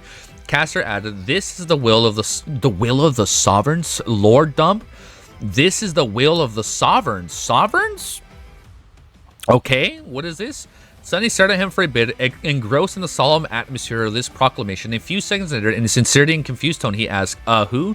Caster's eyes widened. He looked at Sunny with a dumbfounded expression, then shook his head in disbelief. Wait, you really don't know? She didn't tell you anything? Sunny scrunched the back of his head. Of course she did. Actually, I know exactly what you're talking about. I've been told everything. No one knows more than me on this topic, really. The legacy stared at him with a few moments, then suddenly threw his head back and laughed out loud. Pathetic. This piece of shit, dude. Pathetic mongrel. You don't even know who you serve. You don't even know who rules the world you live in. Why am I even rule the world? The sovereigns? Calm down with spoilers? Okay, chill. That's okay, guys. I know we're a little bit excited. It's okay. I won't look at chat just yet. Pathetic mongrel. You don't even know who you serve. You don't even know who rules the world you live in. Why am I even wasting my breath talking to a worm like you? Sunny tilted his head and said in a reproachful tone, ouch, that stings. Caster smiled darkly, then raised his sword. Enough of this. I'm done trying to reason with you, fool. I have allowed you to skulk in the shadows, playing with your vulgar games for long enough. I only permitted you to live because there was no reason to get rid of you. What do you think that you can? You can defeat me. The little schemes and secrets will give you a chance against a true legacy. Sorry to disappoint, but I figured them out a long time ago. Sunny remained silent for a bit and then asked in an indifferent tone, oh yeah, do tell. What are my secrets exactly? The legacy grinned. You hide your strength and pretend to be weak. You go around telling ridiculous tales, making everyone think that you are a lunatic. At first, I thought that you have lost your mind. That's exactly what he thought about him. Like, this is a weird dude from the Awakened Academy. But he was too nice, bro. I said that from the beginning. He's too nice. You lost your mind too, but once I started paying attention, it was so obvious. The constant misdirections, the obnoxious bragging. The no sane person would ever believe the crazy act. That is your flaw, isn't it? As Sunny tense Caster smiled, triumphant said, you are compelled to lie against your will. Did you really think that no one would see the pattern? You are compelled to lie against your will. Did you really think that no one would see the pattern? You even britted the idle friend of yours to try and mislead everyone. A pathetic attempt. So close and yet so wrong. Were you expecting that anyone would buy it? Sunny stared at him for a few moments and then exploded with laughter. Ah, crap, you got me. Yes, you're right. That is my flaw. What a sane person would go around telling such outrageous lies. Then he pierced Caster with a murderous gaze and said, he is so close, but so fucking wrong. Sadly, it seems that I am at a disadvantage in that regard. It is such a shame that I have no idea what your flaw is, huh? That I haven't figured it out a long time ago, too. Ah. Caster looked at him, a corner of his mouth turning downward. In the light of the memory lantern, he looked handsome and confident. Mature. There was a short beard on his face and a few gray hairs on the luscious mane. Hidden behind the mask, Sunny smiled. It is so sad that I don't know that your powerful, incredible, amazing aspect ability shortens your lifespan every time you use it. It is so sad that I don't know that your powerful, incredible, amazing aspect ability shortens your lifespan every time you use it, and that you reverse its effects on your body with a charm memory in the shape of a sand glass. Ah, if only I was more observant. Too bad I am not. The legacy stared at him with a dark expression, his face slowly turning pale. After all, he uttered, it doesn't matter what? It doesn't matter. After all, I fulfill my duty and return to the real world. The awakening would allow me to take back the years that had been stolen from me, while you, rat, will stay in the cursed place for what? When the? How the fuck? How the fuck did he figure that out? Were there ever any hints?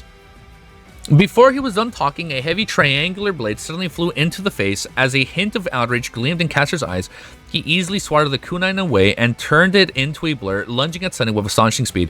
Invisible to the human eye, the string of the prowling thorn was wrapped around 2 coral outcroppings, drawn across the wide route right ahead of him, and the proud legacy was about to what? A green light clashed through the air, and Sunny felt his wrist jerk back, the tension of the string suddenly gone. A fraction of a second later, Caster was upon him. Damn, he's fucking fast, dude. Chapter 339 is called Harder, Better, Faster, Stronger. Fast, too fast. Caster was moving with astonishing speed, his figure turning into a blur. His flaw was a cruel one. Did I just crash? Did stream just crash? Fast, too fast. Caster was moving with astonishing speed, his figure turning into a blur. His flaw was a cruel one, but the power of the aspect ability he possessed was incredible. In fact, Sunny had never met anyone with an ability as powerful as this. Let me make sure I'm recording. I played the Office meme where Michael goes, "That's what she said." Let me make sure things good. Yeah, you guys hear me? We're good. Okay. In fact, Sunny had never met anyone with an ability as powerful as this, with the exception of himself and NEPHIS. Even the greatest warriors on the Forgotten Shore would have no chance against it. Gemma, Effie, Session, all of them would have been easily killed by the deadly sign of the Han Li clan. Perhaps only Haru's could have fought him to a draw, but even then, Sunny wasn't sure. Not only did Caster possess a terrifying ability, but he was also one of the most skilled swordsmen of their generation. He also had a whole arsenal of memories hidden away inside his soul. Surely he had a way to fight while blinded. That's why Sunny did not waste any time trying to destroy the memory lantern, illuminating their surroundings. Instead, he just thrust his sword and met Caster's attack with his own. 2 swords collided in the air, and in the next moment, Caster flew past Sunny and slowed down, eventually coming to a stop. A drop of blood fell on the tip of his giant. Sunny staggered. "Curse you." The sleeve of the puppeteer's shroud was torn, and there was a shallow cut on his shoulder. He had managed to deflect the strike aimed at his heart, but wasn't fast enough to avoid being wounded after all. You guys think Effie can beat Caster? The way I see it, Effie has the strength, but he has the speed to do all these shallow cuts to a point where she just can't fight. You know how like her body like limped when she was fighting? I feel like because of Caster's speed, he'd be able to keep catching her off guard, and then eventually he'd be able to beat Effie. Kind of like Thorfinn from Vinland Saga. Whenever he fights a big guy, he usually has the advantage just because of speed alone, right? But I don't know. I feel like it'd be close. On Caster's face, there was a dark expression. Looking at Sunny, who was still alive, he grimaced and spat. "Not bad. This is going to be entertaining at least." Hidden behind the mask, Sunny grinned. "Oh yeah, I'm having a lot of fun myself, thanks." Of course, that was a lie. Back in the academy, Caster had been the only person to defeat NEPHIS. Granted, all of them, they had been much weaker back then. NEPHIS also had not used her ability, while Sunny was using his to augment himself right now. Because of it, the gap in speed between the two of them was completely lethal, and yet he was incomparably slower in terms of pure physical ability. Sunny had no hope of surviving this duel, but he already knew the secret of how one would have to fight against Caster. He had learned it from Changing Star herself during that short and faithful spar. A year ago, NEPHIS had been in a similar situation, and yet almost defeated her swift enemy. She had anticipated Caster's move, instead reacting to them, and due to that, his speed advantage had been made less severe. This is what Sunny had to do now. Of course, to achieve such a feat, one had to possess an intricate understanding of the underlying laws of combat and a true mastery of both their mind and body. Luckily, Sunny was one such man. He had obtained a clarity a long time ago, and spent every waking hour sharpening his skill and instincts. His mind had entered into the state of flow. 120? State of flow?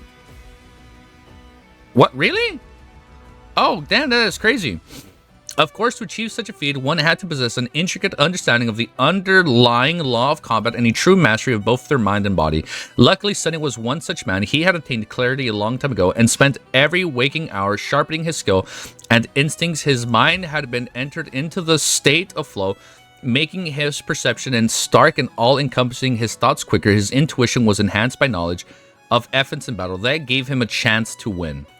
That gave him a chance to win. Are we recording after that little pause? Yes. Okay, we did pause. Yeah, okay, we're good. So that gave him a chance to win. A moment later, Caster attacked again, and Sunny jerked the Midnight Shard sideways, blocking the ghostly green giant at the last possible moment. Up. He had begun to change the next move even before the two blades collided.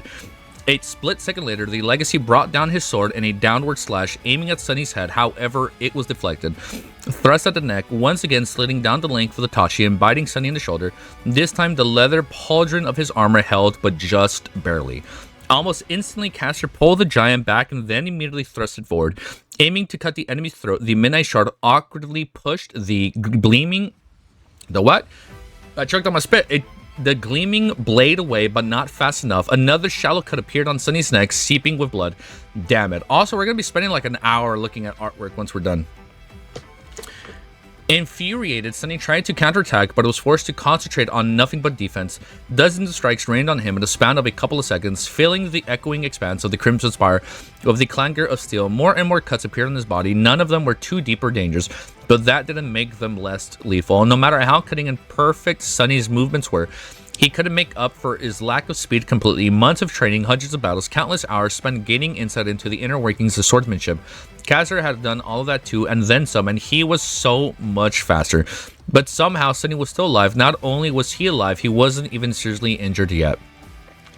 At some point, he feinted a block and dodged the blade of Caster's sword instead, then whipped his empty head forward as though trying to punch the Legacy into its head.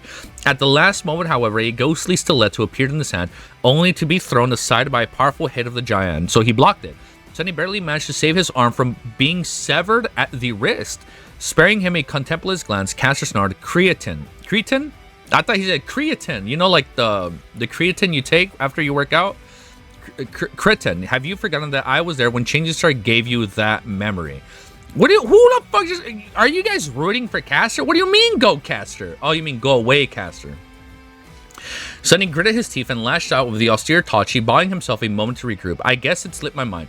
With that, he suddenly hurled the Moonlight Shard at the Legacy, then followed in with a fearsome thrust of his sword.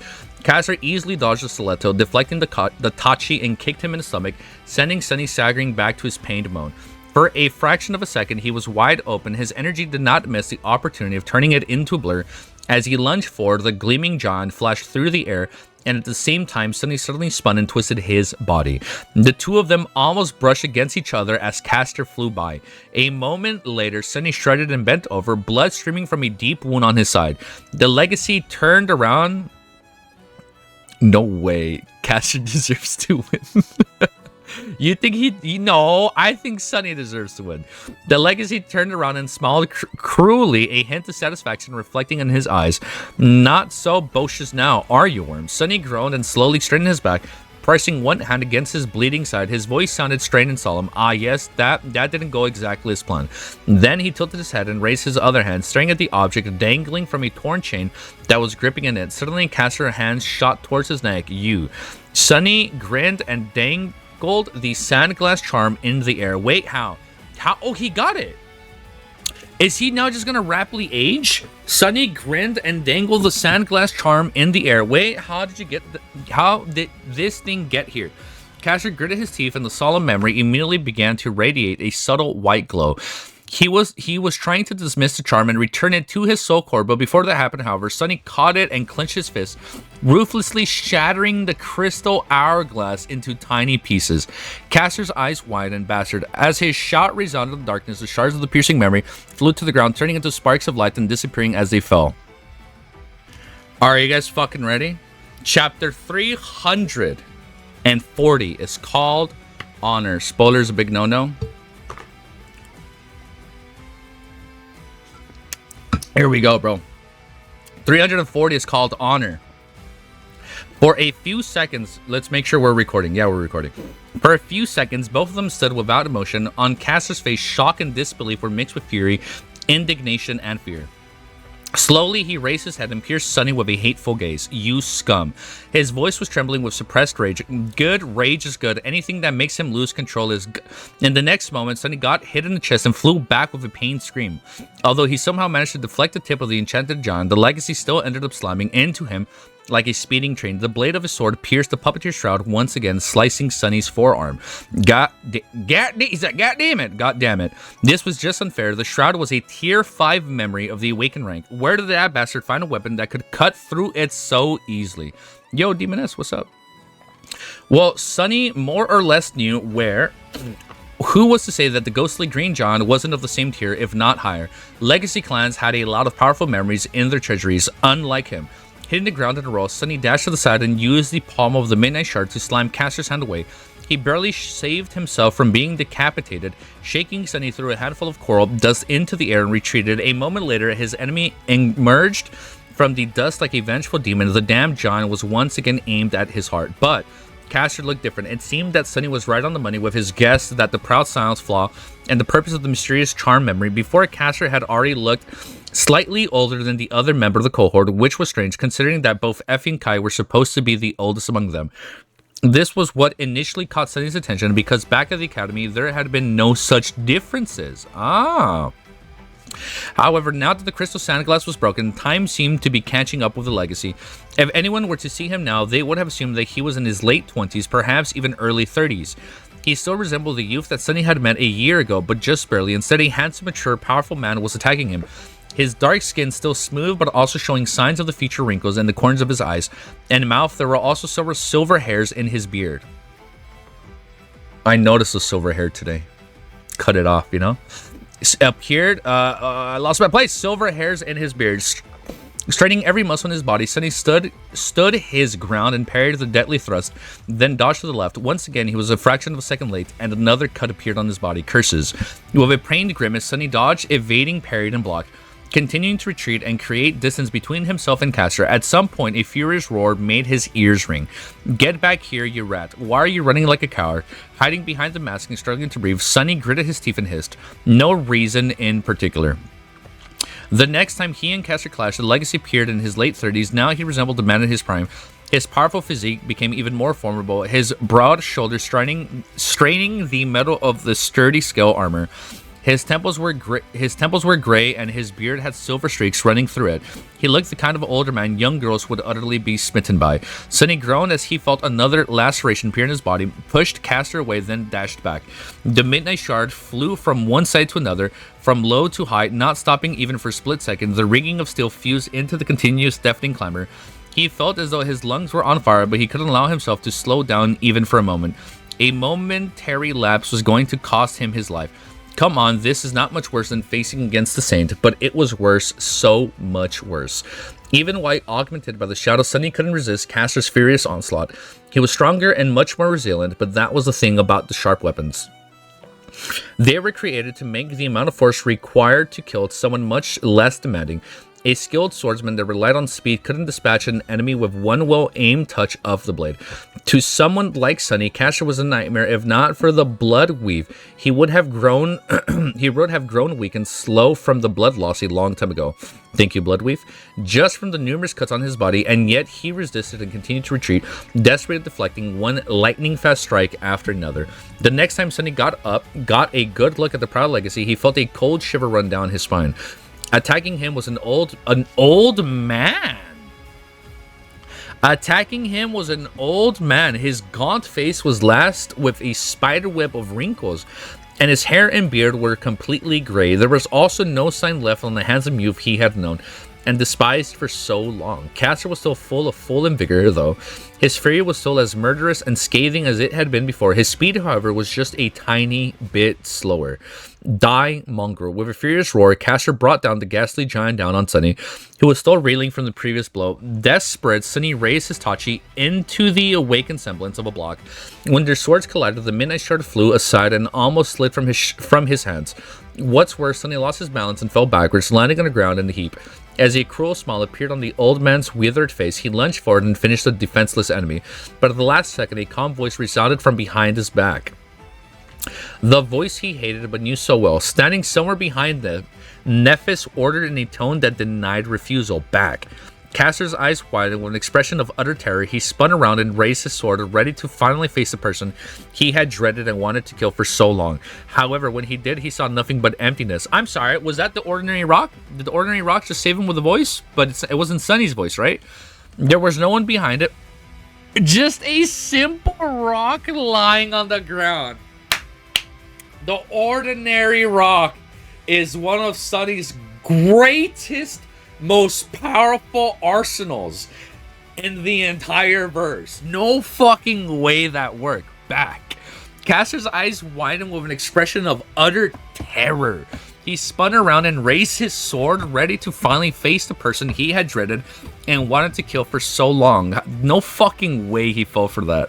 However, when he did, he saw nothing but emptiness. There was no one behind him, just a simple just a simple rock laying on the ground. As Caster watching confused, like, what the fuck? His thoughts slowed due to the debilitating effects of age, and the rock shouted in changing Star's voice. Hide in the shadows. Almost immediately, the proud silence, pupils narrowed. With a dark grimace, he spun back, moving his sword into a defensive position. He was just of a fraction of a second delayed. Without making any sound, the tip of the midnight shard pierced his scaled armor, his flesh, and then his heart. You have slain an enemy. 1,000 shadow cores. Staring at the stunned face of the feeble old man in front of him, Sunny scowled and sighed. Cash looked down at the blade protruding from his chest and the blood streaming from beneath. Then, weakly grabbing the Tachi with his hand, a pained, resentful grimace contorted his pale, wrinkled face. Damn, we fucking actually killed him. Straining to raise his head, he looked at Sunny in the eyes and whispered, You have no honor. Bro, shut the fuck up. This guy was always going for NEPHIS when she had her guard down. What do you mean, you fucking hypocrite? Die in vain, dude. You have no honor. Die hypocrite. Look, hey, we're on the same wavelength, brother. Sunny stared at the dying old man with pity. Then looked away. There is honor indeed. Honor is not just a word powerful scumbags invented by making young fools like you die for them and kill for them. It's not a chain that they wrapped around your neck to make you a slave. Caster looked at him for a few moments, trying to say something, but then he slowly fell to his knees. In the sudden silence, the voice of the spell whispered, You have slain a dormant human. Oh, he was dormant. Yeah. You have slain a dormant human, Han Lee Caster. Your shadow grows stronger. Wow. Plot armor Caster deserves to win. What do you mean you guys are rooting for him? Oh my god, this chapter's called 1000. We fucking did it. We're fully saturated, brothers and sisters. Hold up. Before we do a music change, I will play... We're going to play the Forgotten Shore again. We're just going to hear it for a bit. Or let's do Star of Change, because we got to go back to Neph, right? Neph is probably there waiting for us. So we're going to play this one. I can't wait to see this in manhwa. I can't wait to fucking read what's going to happen in the manhwa right now. I can't wait to read what's about to happen. So let's just play Star of Change for a little bit. Just, you know, the calm before the storm. There's like 9-10 chapters left. Chapter 341 is called 1000. Or should we play Mirror? Should we play Mirror? Mirror sounded pretty cool. Standing above Caster's corpse, Sunny tilted his head slightly. Despite his expectations, there was not a lot of joy in his heart. Instead, defeating the powerful sign of a true legacy clan left him feeling somber and a little bitter. There was, however, a sense of, if not validation, that at least vindication. It was though some profound need in his soul was finally satisfied, making it more solid, steady.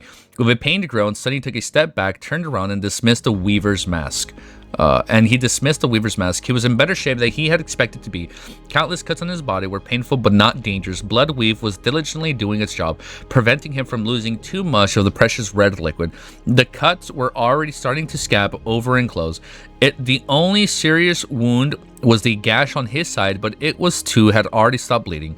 Very soon it was going to start healing too. Until then, it was not going to hinder his movements a lot, as long as Sunny was ready to endure a bit of suffering. After a year on the Forgotten Shore, dealing with pain was one of his best trained skills. I have been through worse, much worse. This is nothing. Then another thought entered his mind. The shadow fragment. It should have brought me to 1000, right? A moment later, he realized that his whole being was somehow weird. It felt as though there was intense heat in his chest, slowly growing more and more scalding. The sensation was not exactly physical, but more of a spiritual one. Just like the core of his soul, the undergoing a violent change. Dude, thank you for being level 1. With a mix of anticipation and dread, Sunny concentrated on this feeling. Here we go.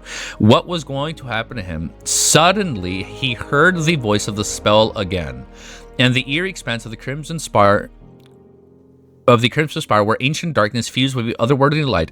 It sounded solemn and almost triumphant. Your shadow is overwhelming with power. Sunny listened tensely, trying to guess what it was going to say next. Then I answered. Don't put context. Okay. Your shadow. Sunny listened tensely, trying to guess what it was going to say next. Your shadow is taking shape.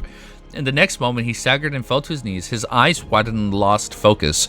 The heat of this was building up in Sunny's soul and had reached a critical point, and then exploded. It felt as though his core was being torn apart, drowning him with intense, indescribable pain. Disoriented and frightened, he tried to scream, but no sound came out of his mouth. Something was emerging from within his soul, rippling into shreds. Sunny knew that he couldn't stop the process, and so all he could do was endure. As Sunny convulsed on the ground, the spell whispered, "Your shadow is complete." And then something strange happened. The spell was about to say something else, but then the entire Crimson Spire suddenly shuddered. The quake was much stronger than all the previous ones, making it feel as though the gargantuan structure was about to topple. Sunny heard the deafening sound of the breaking stone. Almost at the same time, he was suddenly enveloped in the absolute darkness. All light disappeared from the echoing interior of the ancient tower, and the spell abruptly fell quiet. Its last proclamation left unanswered. Oh, we didn't hear what it said? The pain tearing his soul apart was also gone. It didn't feel as though the process was finished, though. It felt as though it was interrupted. What? The what? The pain tearing his soul fell apart. It didn't feel as strong as the process was finished. It felt as though it was the quakes in the Crimson Spire interrupted it? What is happening? Confused and disoriented, Sunny looked around. Why is it so dark? Follow a premonition, he said. He raised his head and glanced up. What? The furious light of the Crimson Terror was gone. Neph 1. As Sunny tried to wrap his head around this fact, two things registered in his mind. The first one was that he felt very strange. His chest was still full of eternal heat, but there was also something else, some kind of interference. He was having trouble finding words to describe the sensation, but knew that it wasn't harmful, at least not immediately. The second one was that crap. The second thing he noticed was that currently there was a giant slab of stone plunging down on his head. Picking himself up from the ground, Sunny dashed to the edge of the white root and jumped off of it. Just a second later, on the slabs of the crushing the coral, turning it into dust, a violent shockwave hit him in the back. The prowling thorn was currently restoring itself in the soul sea, its invisible stream cut by casters enchanted the giant. So, for a moment, Sunny found himself in free fall. Then, he's actually free fall, falling down. He found himself in free fall. Then the transparent blur of the dark wing finally weaved itself from the sparks of light on his back and allowed him to glide forward, following the momentum of the jump. I won't reach out, it's okay. As he just in case there's accidental spoilers. As he reached the wall of spire, another deafening crash resounded from before. Looking up at the descending mass of the broken stone, Sunny thrust the moonlight shard forward. The tip of the fallen memory easily sunk into the ancient granite, giving him purchase. Hanging on, he pressed himself against the cold stones and gritted his teeth, waiting for the avalanche of debris to pass and praying that nothing hits him. A few moments later, the spire shuddered again, then grew still. Somewhere down below, the destruction was still raining on the interior of the spire, but this high, it was relatively quiet. Sunny opened his eyes. He was still alive. The dome of the Crimson Spire seemed to be broken, letting in beautiful sunshine. So the dome, the top. The darkness was not as impenetrable now, suffused with the light. Dust particles floated in the air, sparkling like tiny diamonds. Pin my message instead. Even only with 344. But okay. Sunlight. Panicking, Sunny looked around, searching for shelter. Because the dome fell. Panicking, Sunny looked around, searching for shelter, but then noticed that this shadow was utterly calm. Unlike before, where his soul was being destroyed by the artificial sun, it wasn't doing anything. It did seem a bit confused, though. What the hell is going on? Perplexed, Sunny decided to make absolutely sure that the annihilating power of terror was gone from rays of sunshine and dove into the soul sea. What he saw there shocked him so much that he almost let go of the hilt of the moonlight shard and fell down. The entire landscape of the tranquil sea was changed. If before nothing but darkness, now it was filled with blinding white light. The light followed through Sunny's soul, making the silence waters ripple and swirl. Up above, the black spear of the shadow core was burning with furious flames. It trembled and seethed as though overflowing with power. However, However, that power was being suppressed by the current of light, which prevented it from spreading outwards. Being suppressed by the ancient current of light, which prevented it from spending outwards. Beneath it, there was a massive whirlpool. Stunned, Sunny stared at the unrecognizable expanse of his soul and didn't know how to react. What the hell is this? Full of unease and dark thoughts, he hesitated for a bit and then summoned the runes. Everything was the same as the last time he had glanced at them, except for one line: shadow fragments, 1,000 out of 1,000. Not everything. In the cluster of the runes describing his attributes, a few, so not just one, a few new ones appeared. Concentrating on them, Sunny held his breath and read, Attribute Soul Conduit. Fuck is a Soul Conduit? Chapter 3, Crimson Terror? I'm sorry. Is there still more? Do we not just all live happily ever after and go kumbaya? Like, what is this terror? Crimson Terror? What the fuck is going on? All right, chapter 342 is called Crimson Terror, Soul Conduit. Oh, I almost forgot to update this. I did update it. Soul Conduit. The attribute had no description, nor was it acquisition announced by the spell. Staring at the runes for a few more seconds, Sunny cast one last glance at the white void of his soul sea and left it. He had no answer for this mysterious sequence of events, but his intuition was ringing the alarm bell. He was almost sure that the strange and painful process that began after he had absorbed the last shadow fragment was somehow interrupted. The white light permeating the soul sea felt unnatural and wrong. Like something external to it rather than natural, the mysterious new attributes was most likely connected to this external influence instead of the saturation of the shadow core. In fact, Soul Conduit was most likely the manifestation of the radiant force that was currently suppressing the core. In that sense, this attribute was more akin to the mind hex of the Soul Devourer than to the Bloodweave. It wasn't something that Sunny had achieved or acquired, it was forced upon him for reasons yet unknown. Gritting his teeth, Sunny shifted and changed his grip on the handle of the Moonlight Shard. Then he summoned the ordinary rock and immediately dismissed it. Finally, he ordered the shadow to wrap itself around his body, then shift to the ghostly stiletto and back. At least the new attribute did not seem to be directly harmful. Sunny was still in control of his body and mind, as well as having full access to the memories and shadow control. All it seemed to be affecting was the shadow core itself, preventing it from achieving whatever it was that had failed to happen. At least for now, but how long would that safety last? Raising his head, Sunny stared at the pinnacle of the Crimson Spire. Something unexplained had transpired there, causing the strange turn of events. Why was he trying to guess if all the answers were most likely waiting for him up above? To his side, a massive slab of stone had lodged itself between the stump of the broken coral roots. More debris piled on top of its steep angle, forming a twisting path to the distant sunlight. Pushing himself off the wall of the towering Sunny, of the powerful Sunny, gliding forward and landed on the inclined stone surface. Then he lingered for a few moments and began climbing up.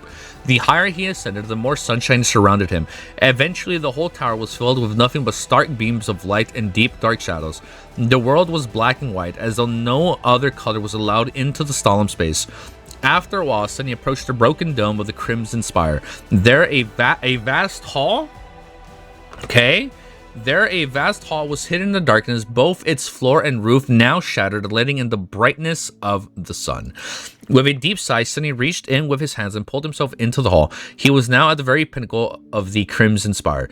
In the lair of terror of the Forgotten Shore, at the very tip of the ancient tower, there was once a vast and beautiful chamber. It seemed as though it had a large circular opening in its center. This was part of the vision, right? That Cassie told him? Like the room? A large circular, I remember that it was circular gate. Or was that the big gate at the bottom of the Crimson Spire that Sunny unlocked? A large circular opening in the center, allowing sunlight to easily flow into the gargantuan structure at high noon. Then, however, the opening had become overgrown by crimson coral, and now it was gone due to something that had happened during the changing star battle against the Terror. The flood of the chamber partly collapsed, bringing the coral down with it. The ceiling was damaged too, although to a lesser extent. Through the chasm in the spire's roof, Sunny could see the boundless white skies and the burning orb of the artificial sun. Lingering at it for a moment, he then lowered his gaze and looked at the chamber itself. The first thing he saw was NEPHIS, who was sitting on the floor, staring into the distance. Although her state was not as terrifying as one of the terrible night with a dweller of the depths, he had pulled her beneath the waves of the cursed sea. She did not look too good. The Starlight Legion armor was practically destroyed, revealing gruesome burns and cuts on her ivory skin. Just like then, white flames were seeping out, and then instead of blood, these fires seemed strangely weak, as though on the verge of being extinguished. They were also felt to mend her mangled flesh. Neph's wonders appeared to be healing, but at a very slow pace. A far cry from the miraculous restoration that Sunny had witnessed so many times in the past. No, I'm not even going to say it. The furious power had always burned deep within her soul, seeming to finally be exhausted, almost. Following her gaze, Sunny shuddered when he saw the terror. The creature that had created the Forgotten Shore might have looked as human once, but now it was like a feverish nightmare. For some reason, Sunny had expected to see the familiar shape of the nameless goddess whose statue was created. That's what I'm thinking. Whose statue was created in the likeness of the girl that had been made into the vessel of the artificial sun. What met him instead was a giant creature whose body was made out of perverse fusion of crimson coral and mutilated human flesh. In a sense, it was similar to the crimson golems he had fought at the base of the spire. It was a twisted approximation of a living being, one that radiated a horrifying sense of madness, rawness, and loss. Instead of a human face, the terror had hundreds of them, all contorted in expressions of blind agony and suffering. Their mouths were open as though straining to scream. Their eyes were empty, well of pure darkness. Now, this kind of reminds me of Lord of the Mysteries. Fucking crazy ass abominations that we see. At least now they were. When the terror was alive, they must have shone with a blinding annihilation light. And it was unmistakably dead. The herring creature was sprawling on the floor, its limbs unmoving, its body fractured almost in half. The edges of the terrible wound were burning and melting, leaving no doubt that it was dealt by changing stars, incandescent silver blade. How was it possible? Stunned, Sunny stared at the vanquished terror, failing to comprehend what he saw. How could Neph kill a fallen terror? No matter how powerful she was still a sleeper. Even with the tremendous augmentation of the Dawn Shard, she should not have been capable of slaying something this powerful. Something was very wrong here. This doesn't make sense. But then again, this wouldn't be the first terror Nephis had slain. Changing Star had killed one in her first nightmare too, earning her that name. Still, there was a vast difference between a dormant human killing an awakened terror and a fallen one. One feat was impossible, the other was simply unthinkable. Turning to her, Sunny hesitated and then said in disbelief, You actually killed it. Neph flinched as though noticing his presence for the first time. Then she slowly turned her head and looked at him with empty, lost eyes. Only after a few seconds, a hint of recognition appeared on them. She remained silent for a while and then said in a hollow voice, Sunny, you are finally here. 7 fucking chapters, bro. 7, 8 chapters. What the fuck is gonna happen, dude? All right, I haven't heard the song, so we're gonna hear it together. We're gonna play Light and Darkness by Griffin Tyler. It just shows, I just see Sunny and Nephis, right? Since it's the two of them now, I feel like it's only fitting. I'll put on both earbuds. Actually, no, let's do this. He hesitated for a few moments, not sure how to answer. As seconds passed by, the silence between them grew tense and full of untold meaning. Finally, Nephis blinked and looked away, staring at the corpse of the Crimson Terror. Her sword hands trembled slightly. Killed it. I did. I got lucky, I guess. After a while, she added in a quiet voice. It was just a fake start. In the end, Sunny smiled slightly, but his eyes remained cold. Luckily, I know a thing or two about being lucky. Neph, a creature like this would not have died just because of bad luck. She remained silent for a bit, then sighed and looked down. It was evolving, trying to become a titan. A titan? It was evolving, trying to become a titan. The burden of transformation made it vulnerable. I just happened to attack while the terror was at its weakest. That's why it died. Evolving into a titan, noticing a surprised expression on his face, Changing Star grimaced and pointed to the artificial sun. Have you not thought about what we have done? Sunny looked up, the radiant spear of light, frowned. In all the chaos, he had indeed forgotten to consider the full scale of what had transpired after the battle, as well as reasons for any consequences of it. Come to think of it, why would the light of the artificial sun destroy the soul every living creature it touched? It had not been like this before the fall of the ancient civilization, for many generations at least. But then the vessel had become corrupted and turning into a nightmare creature. The terror and at the same time the seals imprisoning and curses of all the consuming darkness had been destroyed, letting it free. So in fact, the corrupted sun had never existed without the dark sea keeping it company. Until today, Sunny had always thought that the sun was restraining the dark sea. Could it be that it had always been restraining the darkness as well? And when he banished the ancient curse and locked it underground, the sun was finally liberated from its shackles. That's why its light suddenly changed, turning it into annihilating white radiance. That makes sense? It had become free to do whatever it wanted, but there was something else. And in his eyes widened, NEPHIS nodded. Yes, the artificial sun does not just illuminate the vicinity of the Crimson Spire, it illuminates the whole of the Forgotten Shore. Its light reaches everywhere, so as we were fighting our way through the tower, most of the living creatures on the Forgotten Shore had been wiped out. All that death, all those countless souls, guided into the spire by the labyrinth, like a colossal hecatomb, the fueled the evolution of the Crimson Tower. Oh, it used up all of them. And Neph just happened to attack while the terror was in the throes of that terrifying transformation. Well, that wasn't a coincidence, most likely. Sunny had not forgotten the thoughtful look on her face as Neph had peered out of the gates of the spire before giving the Dreamer army the command to advance. He shivered, only now realizing that this whole region of the Dream Realm was now almost completely empty of life. Only a few nightmare creatures must have survived, those who were lucky enough to hide from the deadly sunlight in time, or were powerful enough to resist it. Such a boundless influx of souls would indeed be enough to push the Crimson Terror to the next step of its evolution. Devolution? Whatever it was happening to the nightmare creature as they grew more powerful, not that Sunny knew anything about this matters, but if anything could cause something like that, then the eviscerating of the entire region of the Dream Realm would certainly do the trick. Now, however, the terror was dead, and its corrupting influence was gone, turning the artificial sun back to its normal self. It couldn't be that easy, though, and if answering his thoughts, the spire shuddered again. Another slab of stone broke off from the floor of the chamber and plunged down. Suddenly, the light of the sun grew a little bit dimmer. Looking up, Sunny noticed that the artificial sun looked not as bright as it had just a few minutes ago. It was as though it was slowly dying. If it dies, then there's no portal, right? Was it dying? There was no vessel to channel the soul essence into the furnace anymore after all. Interrupting his thoughts, NEPHIS suddenly spoke, her voice hoarse and tired. What happened to the others? It couldn't be that easy, though. As if answering his thoughts, the spire shuddered again. Another slab of stone broke off from the floor of the chamber and plunged down. Suddenly, the light of the sun grew a little bit dimmer. Only emotes only. It grew a bit dimmer. Looking up, Sunny noticed that the artificial sun, looking not as bright as it had just a few minutes ago, it was as though it was slowly dying. Was it dying? There was no vessel to channel the soul essence into the furnace anymore, after all. Interrupting his thoughts, NEPHIS suddenly spoke, her hoarse voice tired. What happened to the others? I'm gonna lower the volume down a bit. Her voice, what happened to the others? Sunny shifted and looked down through the chasm in the chamber's floor. Far below, he could see the vast balcony and the shimmering rings of the gateway on it. Somehow, it had shine seemed weaker. The balcony, however, was empty. There were no humans there, and even the coral golems lay unmoving. Their semblance of life snuffed out when the terror died. Everyone has escaped. NEPHIS sighed slowly as if with relief. After a long pause, she moved slightly and asked, what about Castor? Sunny glanced at her and shrugged. When he spoke, his voice was cold and indifferent. I killed him. Changing Star remained silent for a long time. Then she whispered, seemingly addressing no one. So that's why. Suddenly, a bitter laughter escaped from her lips. NEPHIS raised her hands and peered them against her face, as if overwhelmed by some deep, dark emotion. After a few seconds, she muffled, Whoa.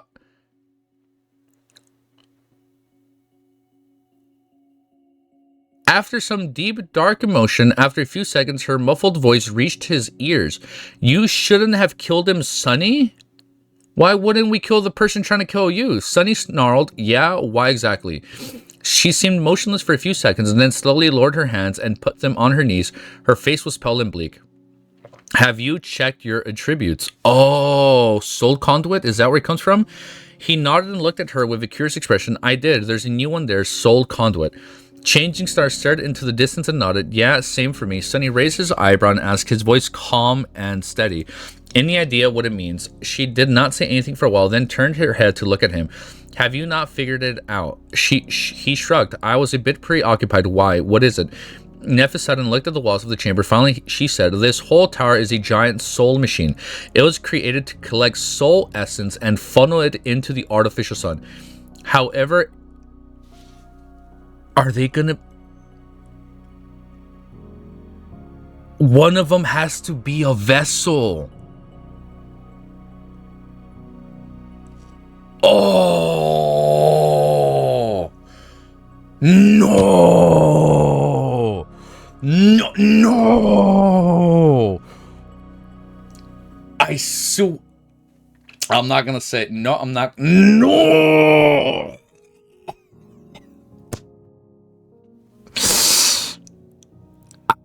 What? No! This whole tower is a giant soul machine. It was created to collect soul essence and funnel it into the artificial sun. However, it can function without one small but crucial gear. A human to serve as the fulcrum of all that power, the conduit for all these souls. And then, in a much quieter voice, she added, the vessel. Oh, so she meant leave him alive so he can be the vessel. It's not game over. Sunny shrugged, then stared at the corpse of the repulsive creature, the previous vessel of the artificial sun. NEPHIS had killed it, destroying a crucial part of the Spire's mechanism, and so the Spire found its replacement. The two of them, the only two humans left on Forgotten Shore, conveniently hiding from the obliterating sun inside the ancient tower. One would be tempted to say that it was fate. What does it mean for us exactly? Are we going to turn into something like that thing? NEPHIS slowly shook her head. No, not yet. Not for a long time. The terror had absorbed most of the souls it had reaped after the battle, and there's no one to make sacrifices to the sun now. The labyrinth too is now dead. Echoing her words, the spire trembled once again, and somewhere down below, a deafening sound of crushing stone could be heard. Sunny tilted his head. So what's the problem? Can't we just get the hell out of here and never come back? Changing Star looked at him, her eyes full of cold, bitter emotion. You don't get it, dude. I don't fucking get it. You don't get it, do you? After that, she gritted her teeth and said, the Crimson Spire is a machine, and the gateway is part of that machine. The Spire can't function without a human serving as the sole conduit, and neither can the gateway. There has to be a vessel inside of the tower for the gateway to work. Only one of them can go. She slowly rose to her feet, swaying slightly and finally piercing him with a dark gaze, which means that only one of us can escape. Sunny stared at her for a few seconds, then looked down at the distant ring of the gateway. Finally, he turned back to NEPHIS and said, I don't suppose you'll stay behind and let me go? Changing Star looked at him, her striking gray eyes full of intensity and Ascent. No way! Are they gonna fight? I was about to ask you the same. Sunny lingered for a moment and then grinned. Not a chance. No way they fight. What? Fucking Guilty 3, man. The son of a... Why are you doing... Why would you write this? Why would you have me this invested? For 344 chapters just for them to fight each other. What the fuck, man? Chapter 344 is called Sorrow, Pain, and Rage. Slowly walking... Oh my god, my internet cable just disconnected. I'm not gonna lie. We might disconnect for a bit. I'm on... Oh, we're back on... Okay, we're not on Wi-Fi anymore. We're good. Slowly walking away from the edge of the chasm, Sunny stopped opposite NEPHIS and looked at her. In his dark eyes, there was nothing but coldness. Well, it's not like we didn't know for a long time that this would be how things end, did we? She stared at him for a while, then smiled bitterly. We did. Indeed, they knew. From the terrible day when Sunny had first understood the meaning behind Cassie's vision, he suspected that one day, in order to survive, he would have to kill... No fucking way. There's no fucking... There's so much artwork of her. I don't buy that we're gonna kill her. There's no... I do not buy... This is fucking BS. I'm about to end stream right now. He would have to kill NEPHIS? This was the truth he had chosen to hide from. Even if it meant losing his mind, the final, most unbearable reason for why he had spent months alone in the Dark City hunting monsters is slowly turning into one of them. How does one come to terms with the knowledge that one day they will have to kill the person they care for the most? Knowledge indeed was the heaviest thing in the world. Back at the beginning of it all, far away from the Dark City, before they even knew the Crimson Spire existed, Cassie had shared with them a terrible vision. She said, at first, I saw a boundless darkness locked behind 7 seals. Something vast churning in the darkness. I felt that if I directly saw, I would lose my mind. As I watched, terrified, the seal broke one after another until only one remained. And then the seal broke too. The first part of her vision would describe the day when the vessel and the artificial sun had gone mad, and the curse of the all-consuming darkness had escaped the prison created for it by the 7 ancient heroes. I saw the human castle again, only this time it was at night. There was a lonely star burning in the black skies, and under its light, the castle was suddenly consumed by fire with rivers of blood flowing down its halls. I saw a corpse in a golden armor sitting on a throne, a woman with a bronze spear drowning in a tide of monsters, an archer trying to pierce the falling skies with his arrow. We saw that. The lonely star shining in the black skies was NEPHIS, the herald of ruinous charge, who had drawn the halls of the bright castle in the blood to become its ruler, and then watched it burn to the ground. The corpse in the golden armor was Gunlung, who had died on the white throne, killed by her hand. The woman with a bronze spear and desperate archer was Effie and Kai, who had almost perished fighting against the nightmare horde during the siege of the Crimson Spire. In the end, I saw a colossal, terrifying Crimson Spire. At its base, 7 severed heads were guarding the 7 locks, and on top, a dying angel was being consumed by hungry shadows. When I saw the angel bleed, I suddenly felt as though something so precious that it can't be described with words was taken away from me. 7 severed heads guarding 7 locks were heads of giant statues who started the star sigil that Sunny had used to banish the dark sea. In the last part of the prophecy, it wasn't that hard to understand. NEPHIS was the dying angel, the precious thing that was going to be taken from Cassie, and Sunny was a hungry shadow that consumed her. It was their fate. No, I'm about to cry. Then I felt so much sorrow, pain, and rage that what little remained of my sanity seemed to disappear. That was when I woke up, I think. No, there's 140 of you guys over here. No, I'm fucking crying, dude. Let me take a picture though. This is hype. Then I felt so much sorrow, pain, and rage that what little remained of my sanity seemed to disappear. That was when I woke up, I think. This was the last thing Cassie had said. Looking at NEPHIS, Sunny sighed and turned away. I warned you, didn't I? I told you that this story won't have a happy ending, that there will be only sorrow, pain, and rage. Do you remember what you answered me? There were the words he said that one day Nev had asked him to join her expedition. Back then, his suspicion that they would inevitably end up as enemies had already grown, becoming almost certainty. I thought that was like an allegory, that they would eventually become enemies from like a moral high ground, right? But not like actually fighting each other. Almost that curse word, this was the word that had given him hope, no matter how small, hope that he was wrong. But despite that, Sunny had been preparing for this moment for a long time. It was because he had known that he would have to face NEPHIS in combat that he had decided to incorporate Saint's methodical style into his technique, while he trained without rest, day and night, not sparing himself from the pain and hardship.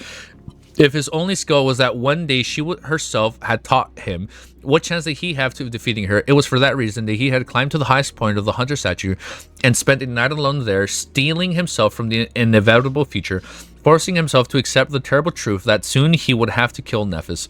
It was because of this that he had refused Changing Star's offer to heal him. How could he allow her to endure the terrible pain of her white flames, knowing that she would be suffering for the sake of her future killer? And it was because of this that he had not tried to learn all of her secret plans, remaining comfortable in his role as a hired mercenary. That's why he didn't want to get close, bro. An outsider, he had known that no matter what, they would end up here in this moment, forced to fight each other. Fate was a terrifying enemy to fight against. He knew it better than most. Fate alone always won in the end. Defeating it was almost impossible. Shifting slightly, NEPHIS looked at him and answered, her voice strangely wistful. Life is not a story. It only ends when you die. Sunny smiled. So are you ready to die? As white sparks ignited in the depths of Changing Star's eyes, she answered with another question. What about you?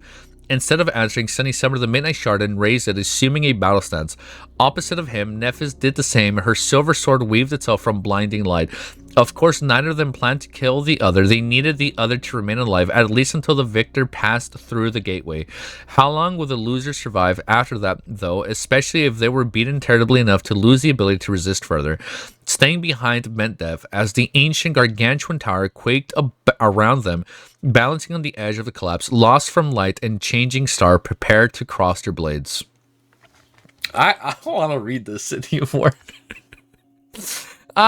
Shadow. I don't want to fucking read this. I'm so over it. Shadow and Light. Volume 2 has to be called Shadow and Light. Or it's like, I'm so fucking annoyed right now, dude. Why would he do that? Why would you, Guilty 3, why would you write that?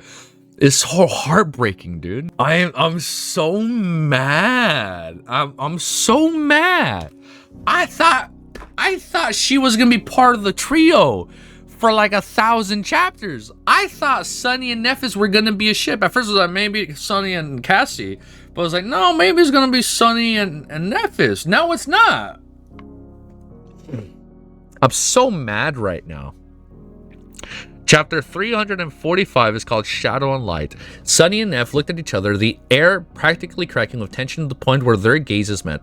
The white flames seeping from Changing Star's wounds suddenly flashed in a furious outburst, closing some of her wounds and making others less severe. After that, however, it grew weak and disappeared, retreating back to the furnace of her soul. As a pained grimace contorted the young woman's face, a dim radiance slowly shined from beneath her ivory skin. At the same time, the shadow flowed up and wrapped itself around Sunny's body, making it brim with power and vitality. He inhaled deeply and slightly moved, shifting his weight from one leg to another. How can it end? Before the thought could fully form, Sunny Roof... I'm so mad, bro. I can't read this. I feel like I'm about to break. Before the thought could fully form, Sunny ruthlessly destroyed it and banished it from his mind. This was the last obstacle of his way back to the real world, and for the most deadly, Sunny had fought many terrible creatures in the cursed hell of Forgotten Shore, but none of them were as fearsome as dangerous as Changing Star. This was going to be his hardest battle yet. To win it, he had to be absolutely clear, absolutely focused. He couldn't allow himself to feel anything, be distracted by anything. No doubt, no fear, no regret, no compassion. Only determination, only resolve. Only murderous will to prevail. Dude, what the fuck was it that Nephis told Sunny in the very beginning? On this Forgotten Shore, you either kill or be killed. Like, that's it, bro. You either kill or you be killed. That's all you gotta think about. As dust particles shined in the beams of the white light that fell through the broken roof of the ancient chamber, as stark shadows swirled with dark anticipation, Nephis brought the pommel of her sword to her shoulder. White flames ignited in her eyes, and then suddenly she lunged forward fast, but not fast enough to give Sunny enough time to react. Raising the midnight shard, he dashed forward to block her furious assault, and shuddered, the force of the impact sending a shock through his entire body. It felt as though his sword had collided with a mountain. Their blades had gotten entangled for a moment and then separated. Almost immediately, the silver longsword lashed out again, appearing from an unexpected direction, and then again and again and again. Sunny feverishly defended, changing blocks and deflecting into one uninterrupted sequence of swift moves. Despite his best efforts, he reeled slightly after each strike. It was as though he was being hit by a hurricane of adamantine sledgehammers, each hitting his bones tremble and groan. How was she that strong? How was Neph so strong? How was she so fast? How was she so resilient? And did it make sense? By now, Sunny had fully saturated his core, bringing him to the pinnacle of what a human of his rank could achieve in terms of physical ability. His power was further doubled by the augmentation of his shadow, making him more akin to that of the awakened, that of a mere sleeper. No dormant human should have been able to match his power in every regard. And yet, Changing Star did. More than that, she was more powerful than him, tremendously so. She was far more like a nightmare creature than a human. Her movements were fast as lightning. Her strength was terrifying, and her technique was flawless, leaving him no chance to exploit even the smallest of mistakes. No sleeper should have been that powerful. It was simply impossible, and yet somehow it wasn't impossible.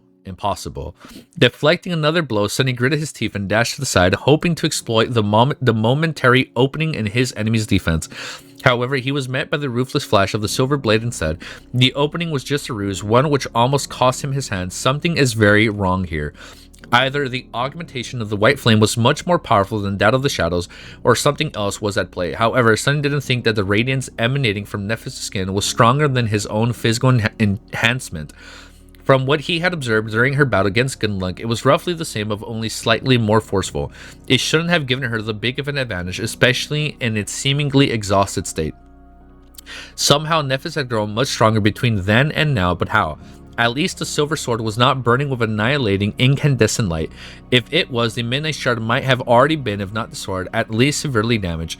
In that regard, luck was still on Sunny's side. They exchanged several more blows and disengaged from a fraction of a second. It was closing in again. Changing her sword shot forward, missing Sunny's face by 8 millimeters. Or so he thought before sensing... I think I'm bleeding. Or so he thought before sensing warm bloods rolling down his cheek. A thin cut appeared on it, swelling with blood. Just a little bit to the right, he would have lost an eye. Shaken, Sunny deflected the sword again, preventing Nephis from slicing his neck with a reverse cut, and leaned forward in an attempt to ram her with his shoulder. Changing Star easily sidestepped around Sunny and brought her weapon down, forcing him to block it with a disadvantageous position and stagger back. Curse it. Their violent clash must have looked fierce and morbidly beautiful. Both moved with incredible speed and posed a ferocious strength. Both were skilled and experienced, forged into formidable killers by hundreds of deadly battles. One was darkness and shadows, while the other was radiance and light. But the truth of combat was happening somewhere else, invisible to the naked eye. This fight was as much about strategy and insight as it was about physical prowess and technique. After all, to excel as a fighter, one has to master both their body and mind. NEPHIS might have been unnaturally fast and strong, but what really made her devastating deadly was her own battle genius, her incredible level of understanding and the laws and principles of combat. Armed with it, she was able to predict with her what her enemy was going to do. Even they themselves knew, but that was still not enough. The scariest thing about Nev was that through the understanding, she was even able to manipulate and dictate her opponent's actions, turning them into her puppet. She was in absolute control of the flow of combat. Combat was her domain, just like his shadows were his. But Sunny was not a novice. Either he was a master of manipulation too, but more importantly, he had enough insight and knew Nephis well enough to, if not deceive her, then at least not allow her to lure him into an inescapable trap. That was why, for a dozen of torturously long seconds, neither of them had been able to seriously wound the other, because they both know each other too much. Even if Sunny was locked into the desperate defense, well, you came out just to run time, bro. We're reading the finale. Outmatched in every regard, he still managed to hold Changing Star's monstrous onslaught off. At least for now, finally the two of them disengaged and stepped back, pausing for a few moments. Sunny was breathing heavily, his bodily face turned even more pale than usual. Nephis stared at him with a grin expression, her own breathing laborious and pained. If it was a cliche drama at this point, they would have exchanged words. It's like, I've always loved you. I always loved you too, but we must fight, right? If this was a cliche drama, at some point they would have exchanged words, expressing their resolve and determination, admiring their enemy or humiliating them with disappearing insults, showcasing their fiercelessness by making a carefree joke. But it was not. Everything that could have been said had been said already. There was no way back. All that remained was violence. Looking at Nephis, Sunny suppressed a devious smile. Something had changed about the proud daughter of the Immortal Flame Clan. Something that had been waiting from the start of their vicious battle. The wounds that had been partly closed by the white flames were beginning to see blood again.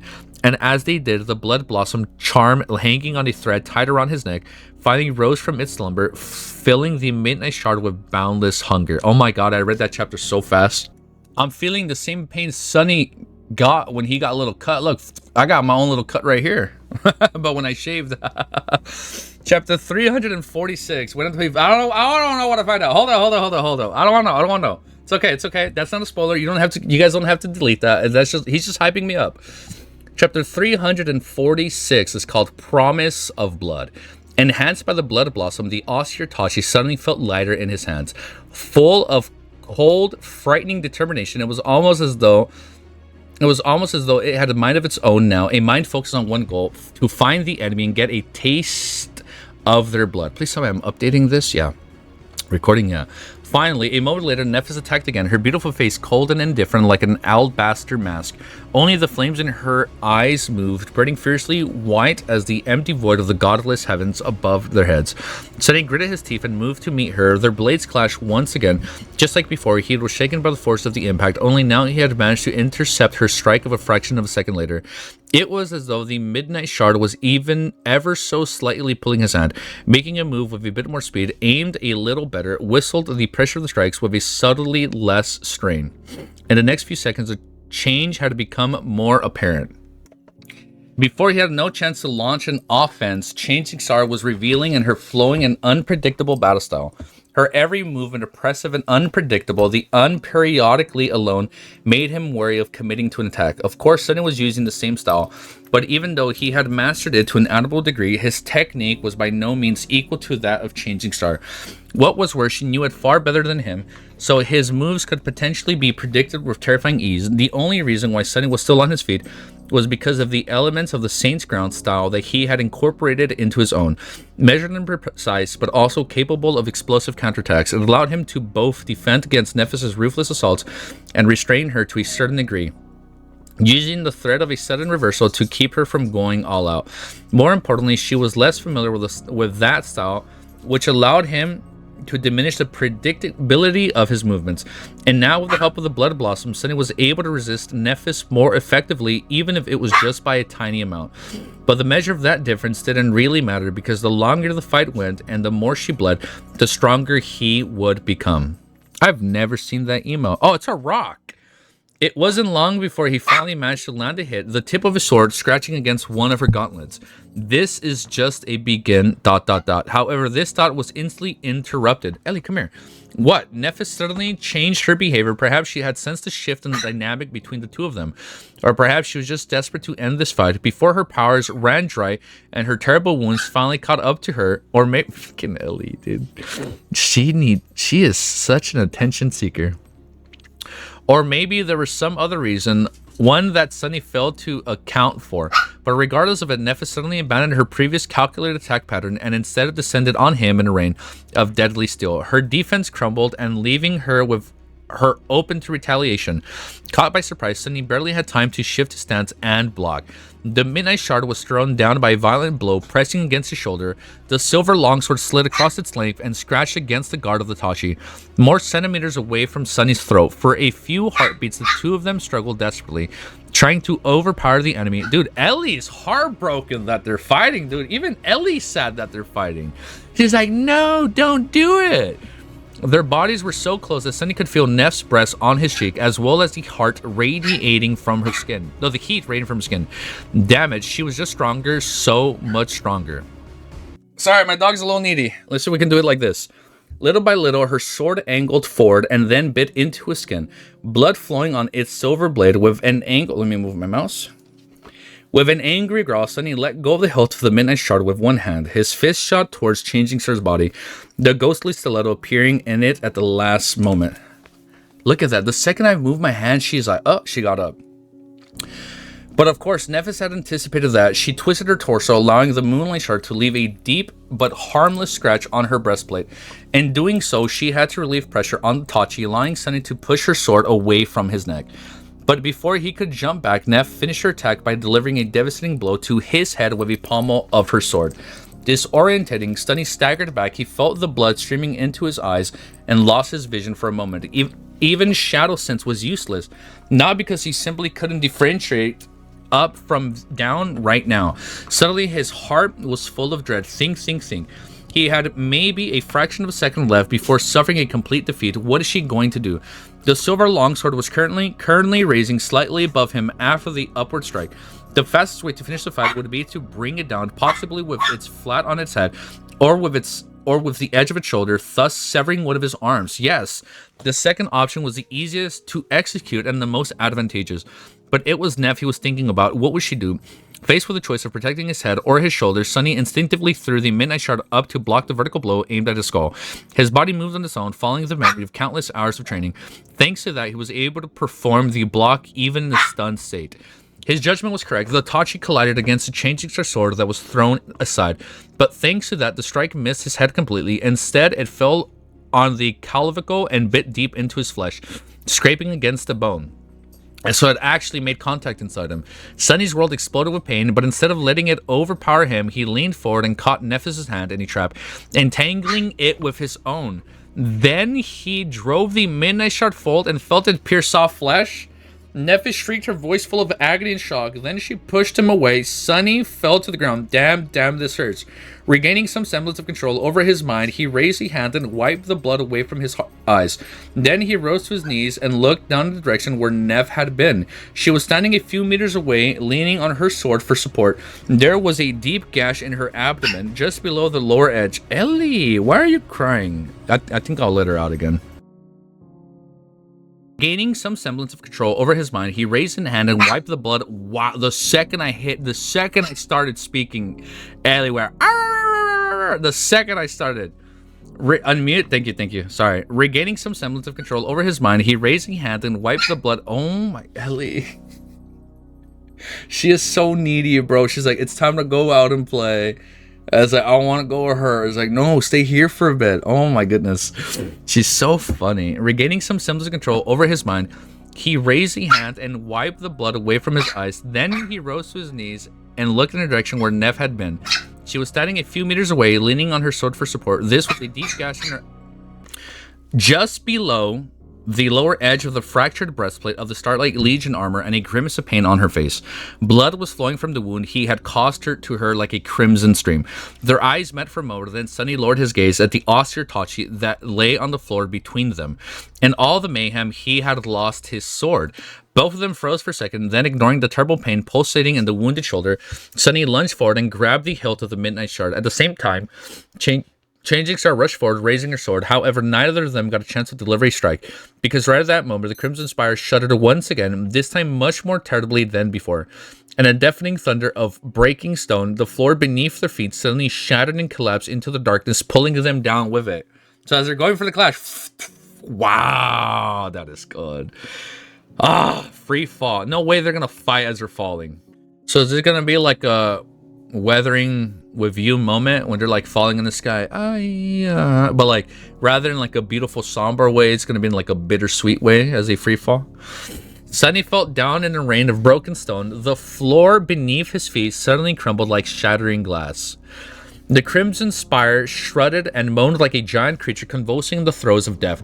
The light of the artificial sun grew dim and weak, causing another tremor to run through the ancient tower, white cracks appearing on the granite walls. Sunny had banished the darkness that devoured the Forgotten Shore every night, and Nev had killed the vessel of the sun and rose above it every day. Together they had brought its destruction to the cursed land. Today was the end of days for the Forgotten Shore, one that the two of them had ushered in, and of them that was going to have to endure the fallout of the cataclysmic change. Surrounding by a rain of falling shards of stone, Changing Shard twisted and somehow managed to aim her sword in Sunny's direction. Even more miraculously, he managed to intercept it with his own. Both of them were thrown away from each other. The transparent wings weaved themselves behind their backs. For a couple of seconds, Sunny felt his body plunge down into the darkness. Then finally, the dark wing fully manifested and turned into a blur, supporting his weight. Dodging a massive slab of granite that threatened to crush him, Sunny used it as he stepped and propelled himself through the air. The Midnight Shard flashed, aiming at Changing Star's wing, but blocked by the blade of the silver longsword. As the debris fell down, two human figures collided against each other and spun into the air. With nothing to serve as support, the only chance they had to exert any force was to use their body of the enemy as one. Their bodies entangled, almost as if they were lovers. But in reality, of course, the purpose of this intimate closeness was not love, it was violence. Update chapter. Thank you. I almost forgot. This is so fucking sad, dude. It was violence. Grabbing Nephis with one hand and using her legs to trap hers, Sunny twisted his torso and delivered a devastating blow with his forehead, feeling the brittle bones of her nose shatter under his strike, but at the same time her armored fist crashed into his side. Aimed cruelly at the half-closed wound left behind by Caster, Sunny screamed. And the next second, her other fist slammed into his face. Augmented by the weight of the silver sword, the blow caused Sunny to lose himself for a short moment.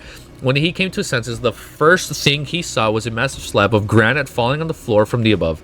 Feeling blood stream down his face and from the newly opened wounds on his side, Sunny bent his knees and then he used Nephis's body to push himself away. The two of them flew into opposite directions, narrowly avoiding being crushed by the enormous piece of stone.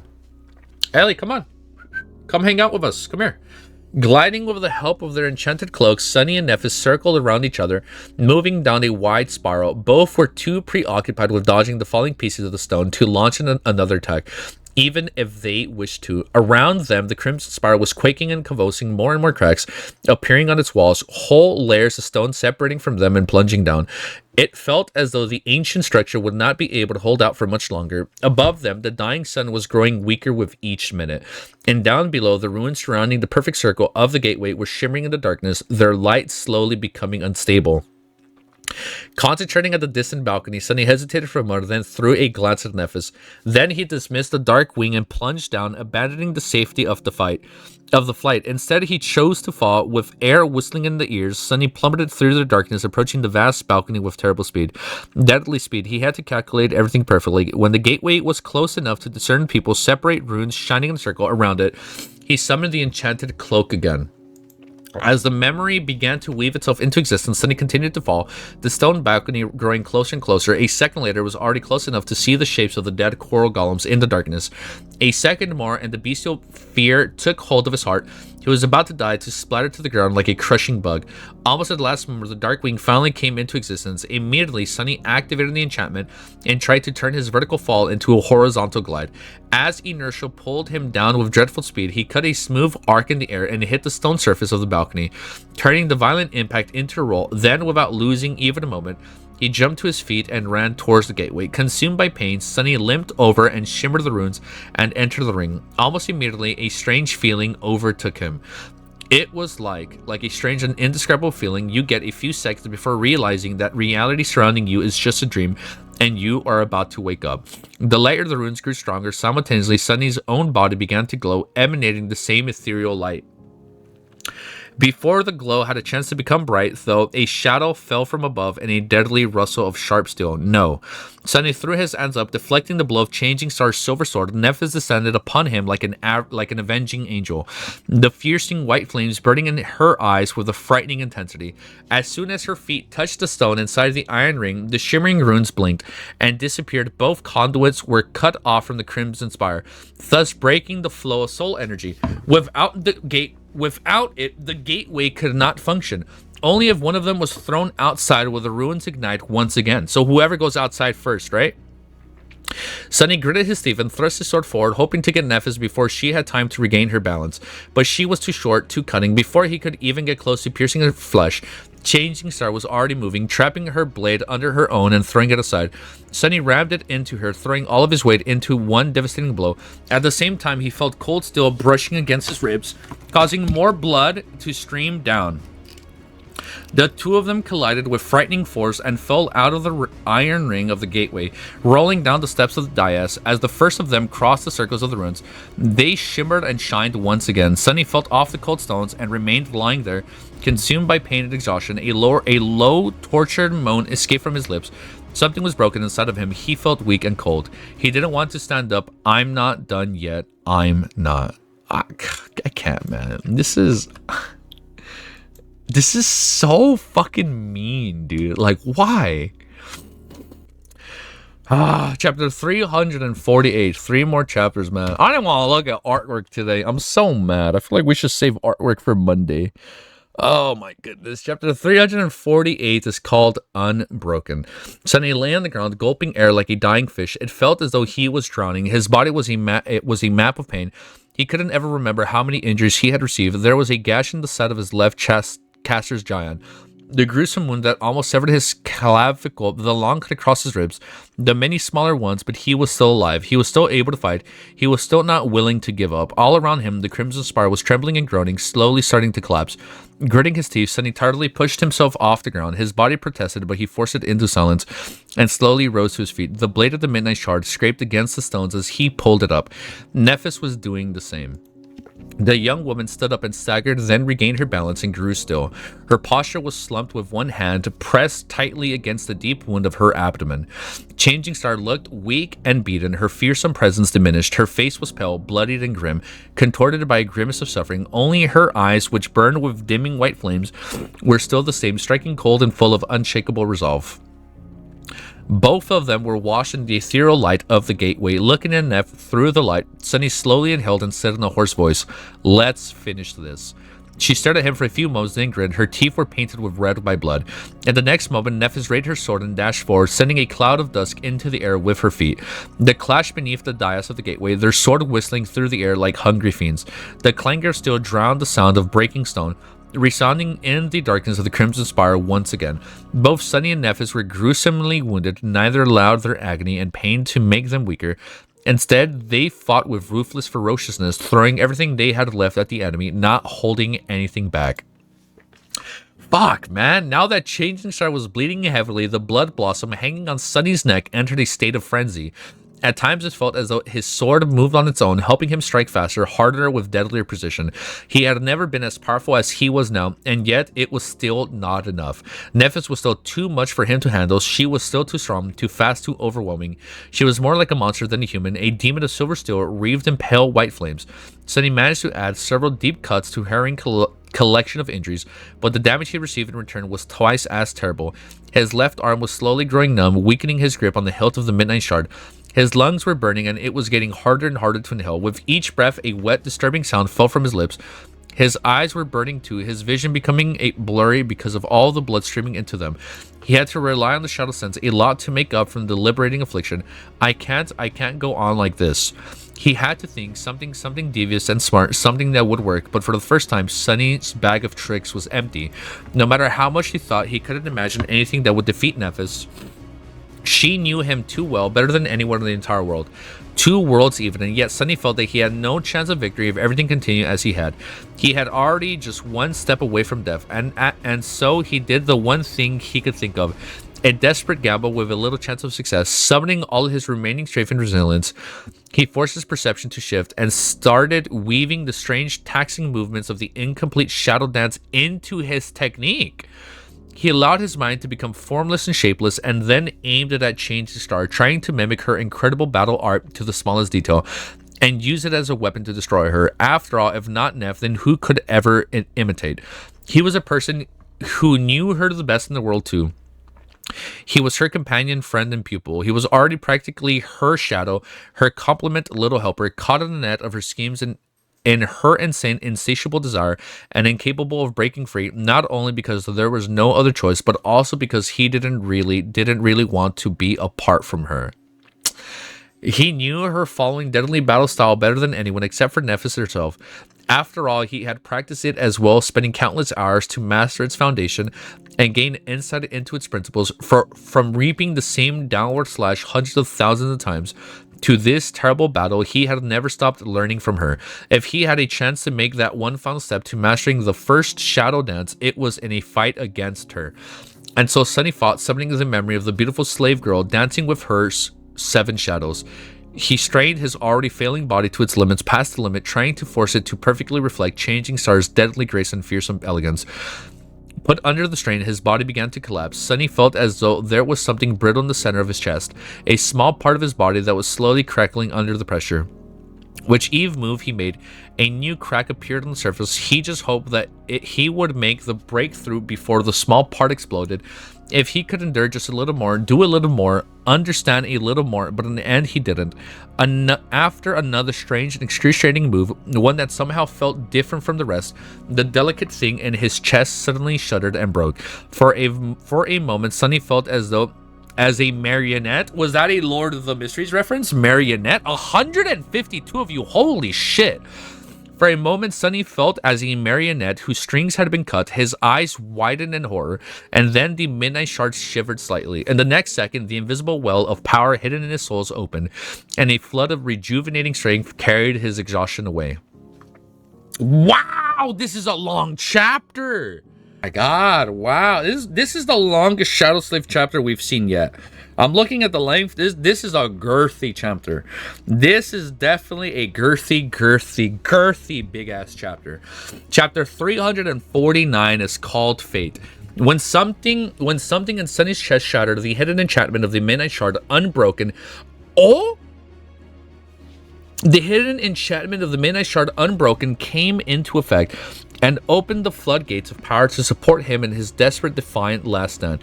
Of course, the blood weave was enhanced by it too, boasting its restorative powers. The virtuous cycle was complete simultaneously, making him much stronger and bringing him away from death's doorstep. Changing Star's sword whistled through the air, aiming to pierce his flesh, and was thrown aside by the forceful push of the austere Tachi. For the first time since the beginning of their brutal fight, Sunny didn't reel because of the violent shock reverberating through his bones. Now he had reached the absolute pinnacle of his power potential. With his core fully saturated, the shadow wrapped around his body, the blood blossom filled with memories, with frenzied might and the unbroken enchantment of the stalwart blade.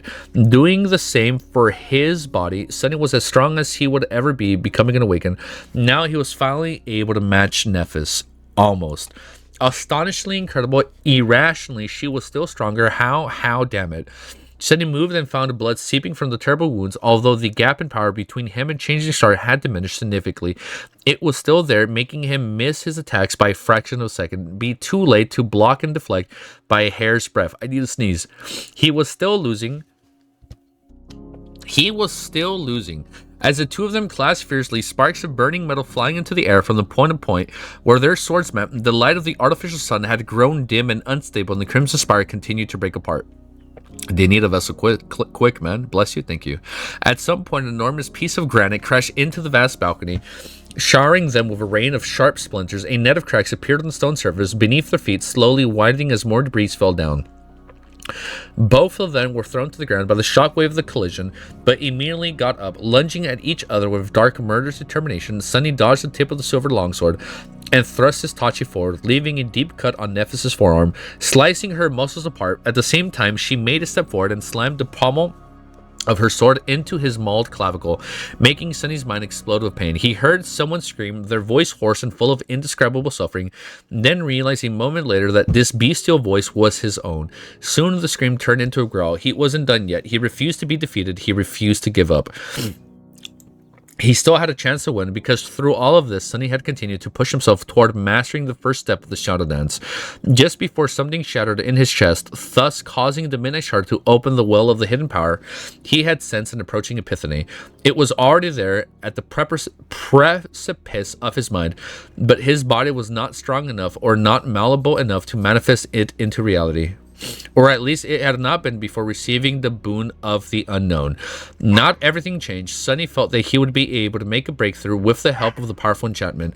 Every strike, every block, every step brought him closer to finally being able to complete the foundation of his elusive battle art. To bring his vision of its fruition, take a pained breath, he deflected another vicious attack, hesitated for a split second, and looked away from Neph. Instead of watching her body and her movements, he instead gazed at her shadow.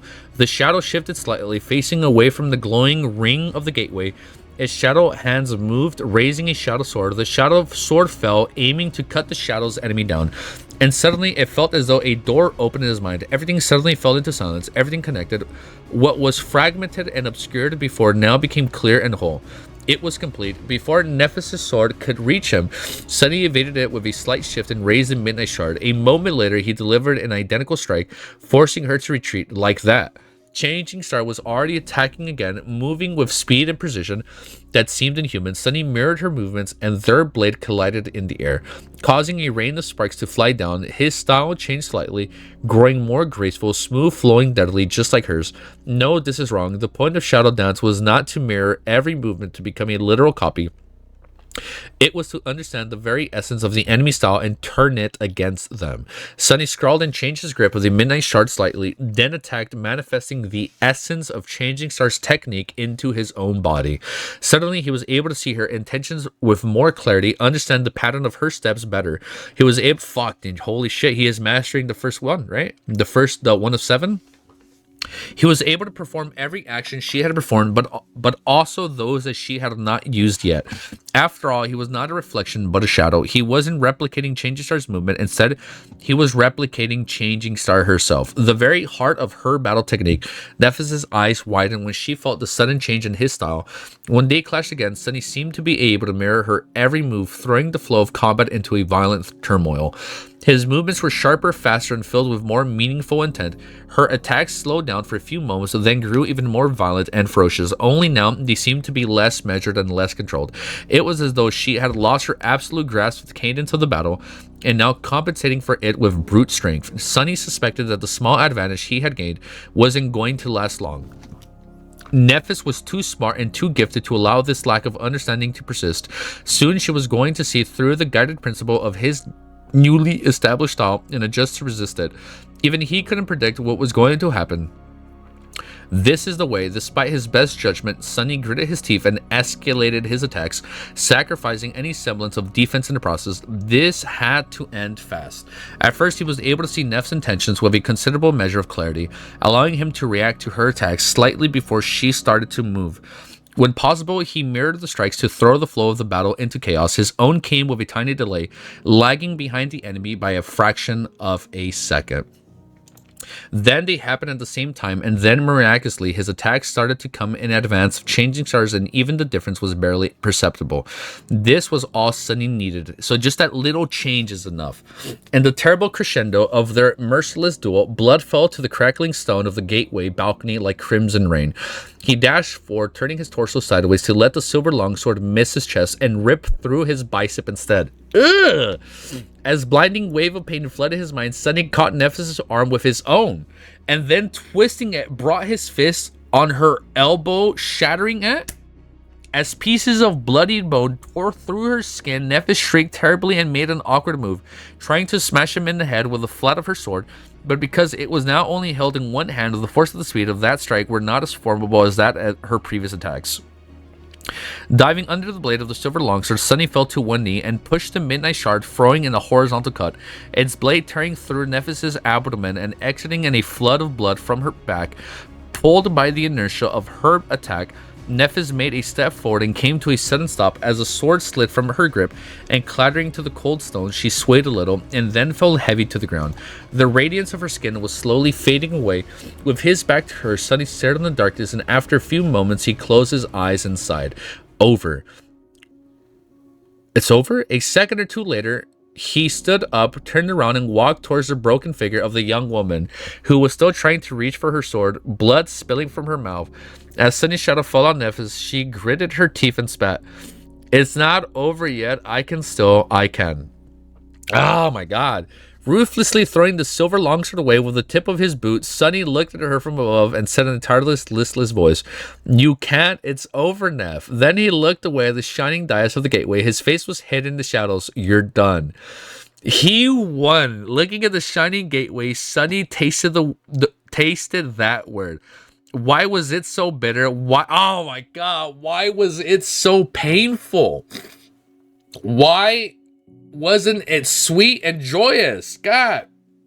Fuck, man. What? This is such good writing. With a dark grimace, he glanced at Nephis and then turned away. What could... Oh, hold up. It's getting hard to read, man. I gotta put my glasses back on. My eyes are a little glassy, as some would say. It's kind of hard to read.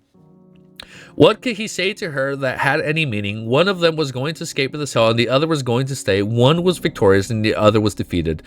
One of them was going to live and the other was going to die. Any words he could find would be empty, but not empty enough to express the hollow and sense in his heart.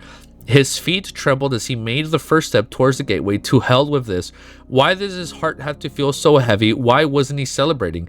He deserved to be saved. He struggled and suffered. No way we're actually going to do a dupe and like he gives her up.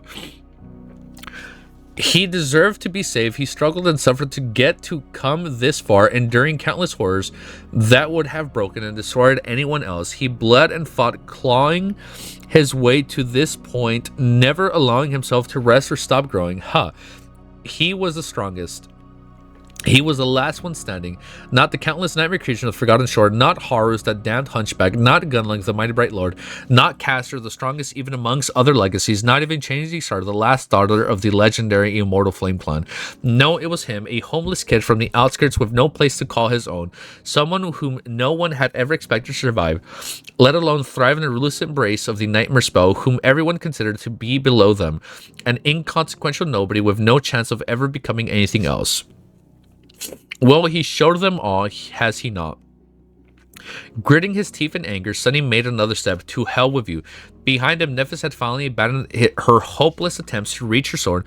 As Sunny walked away, she slowly crawled a few steps to the arduous bushway and sat up, leaning on a piece of rubble, the light of the gateway reflecting in her eyes as she watched him go. Hunched, seemingly unable to move anymore, stepping over a wide crack in the stone was slowly approaching the shimmering circle of the ruins. Sunny came to the iron ring. Now only one step separating him from freedom. But no way he's going to do what I think he's going to do. But instead of making it, he suddenly froze, looking into the distance with grim expression on his face. A second passed by, then another. The Crimson Spire shuddered once again, sending more stones falling down. As the light of the artificial sun grew so dim that it was almost impossible to see, Sunny swayed a little, then turned and walked back to Nephis. Bro. Stopping above her, he lingered for a moment, then knelt so that their faces were on the same level. Looking, oh my god. Is he gonna change places with her? Looking Neph right in the eye, Sunny raised his voice and clapped several times. Finally, he said in a terrible, furious voice, "Congratulations, you almost fooled me." Bro, no, what do you mean? End of the nightmare? Bro, damn, this chapter is even longer, dude. What the fuck? Oh, man. Oh, my God. Let's fucking go. This is the longest chapter in all of Shadow Slaves so far. I guess it makes sense. Don't look now. I won't look at chat. Don't hold up. Chapter 350 is called End of the Nightmare. Nephis stared at him tiredly, straining to understand his words. The radiance was gone from beneath her skin, and instead of it, white flames had once again appeared, licking weakly at her words. However, their power was almost gone. Instead of healing, all they could do now was stem the bleeding and prevent Changing Star from dying right there and then. A few seconds later, she opened her mouth, letting blood flow over her lips and said in a low, barely audible voice, "What are you talking about?" Sunny snarled, "Drop the act. Your performance was indeed masterful, but don't forget who taught you how to lie in the first place. Did you really think that you would be able to deceive me?" She was silent for a few moments and then whispered, "I don't understand." He looked at her and asked, his voice shaking with anger, "Why didn't she do it? Did she hold back?" Nephis blinked and drew in a shaky breath, but didn't say anything, looking at him with pain and confusion. Realizing that she wasn't going to answer, Sunny spat, "Why did you throw the fight?" She lingered for a moment and then said quietly, "I didn't." A bitter smile appeared on Sunny's lips. Shaking his head, he said, "You almost made it work, you know. I almost bought it, but after all of it was done and I could think clearly, some things really didn't add up. They didn't make any sense. No matter how I looked at it, something felt wrong." The spire swayed, drowning their voice in the sound of a breaking stone. Not paying it any attention, Sunny continued, "First, I know for a fact that you are somehow able to support two augmentations at the same time. You did so while fighting Goodlink, one to enhance your sword, the other to enhance your body. I rarely forget things, so how could I not remember this? Once you were heavily injured, you summoned back the flames from the sword and were able to simultaneously strengthen yourself and heal those wounds, and yet you only used one when fighting me. Funny, isn't it?" Nephis stared at him, not saying anything. Then she uttered, "My powers were exhausted." Sunny spat, "I would have believed that maybe, if not for your other mistakes. Back at the top of the spire, you had an opportunity to cut off my arm, ending the fight right then and there. Then, to the best course of action, the swiftest and most effective attack you could have performed, but instead you chose a less advantageous method and went for my head, striking the flat of the blade." Oh, she purposely did that? A grim expression appeared on his face. Someone else might have made that chance, but not you. Not Changing Star, the sword saying, "The only reason for you to pass on that golden opportunity is that you never really wanted to win, didn't you?" He looked up in grimaced pain, assaulting his mind like a furious sea. "And finally, why did you even stay there at the top of the tower, waiting for me to come? If you wanted to escape, you could have gone to the gateway as soon as you realized that the soul conduit was not even giving me a chance to save myself. But you did not. You just sat there quietly and waited, ignoring your chance to reach the gateway first. So why?" He looked at her and shouted, the painful finally finding its way into his voice, "Why the hell did you pretend to go all out with me while planning to lose from the start?" Nephis stared at him for a while, her face pale and inexorable. And then she sighed and looked away. After a moment, she said quietly, Maybe it is because I am far away from home too." Sunny stared at her for a couple of moments and then snared, What the hell is that supposed to mean?" "Fuck, man." Changing Star turned her head and looked at him calmly, then smiled. "All right, Sunny, you caught me. Now go. This tower won't last much longer." As she said that, the white flames falling from her wounds suddenly flashed, growing stronger and brighter. Her injury started to heal once again, not as fast as in the past, but still with considerable speed. Her eyes shined with fearsome radiance. He gritted his teeth. "Like hell I will. Not before you give me an answer." Nephis shrugged tiredly, then looked him in the eyes.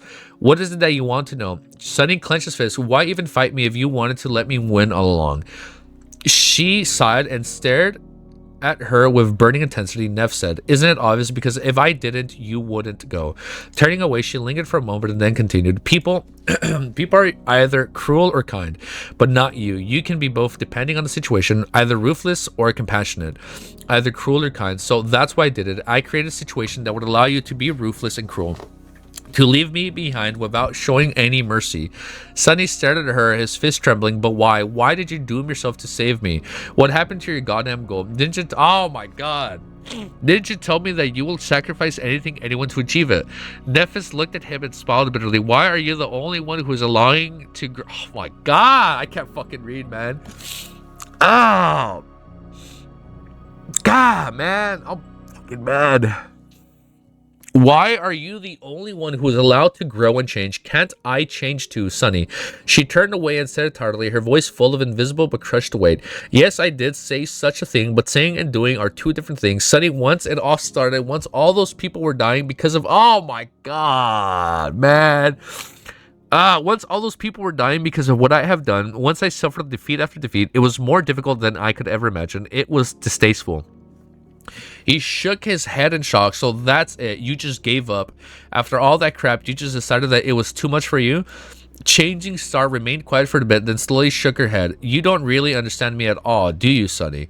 Facing him, she grimaced. Give up? No, I didn't give up. I didn't abandon my goal. I just realized that I was not ambitious enough. As white flames grew bright in her eyes, Nephis said, I am going to destroy the spell and all of those who stand in my way. I will accomplish everything that I want, but I will do it in the way that I want. I will do it in the way that suits my desire without compromising anything, without sacrificing my sense of right and wrong. Illuminating by white radiance, her pale, bloodied face seemed like a face of a demon.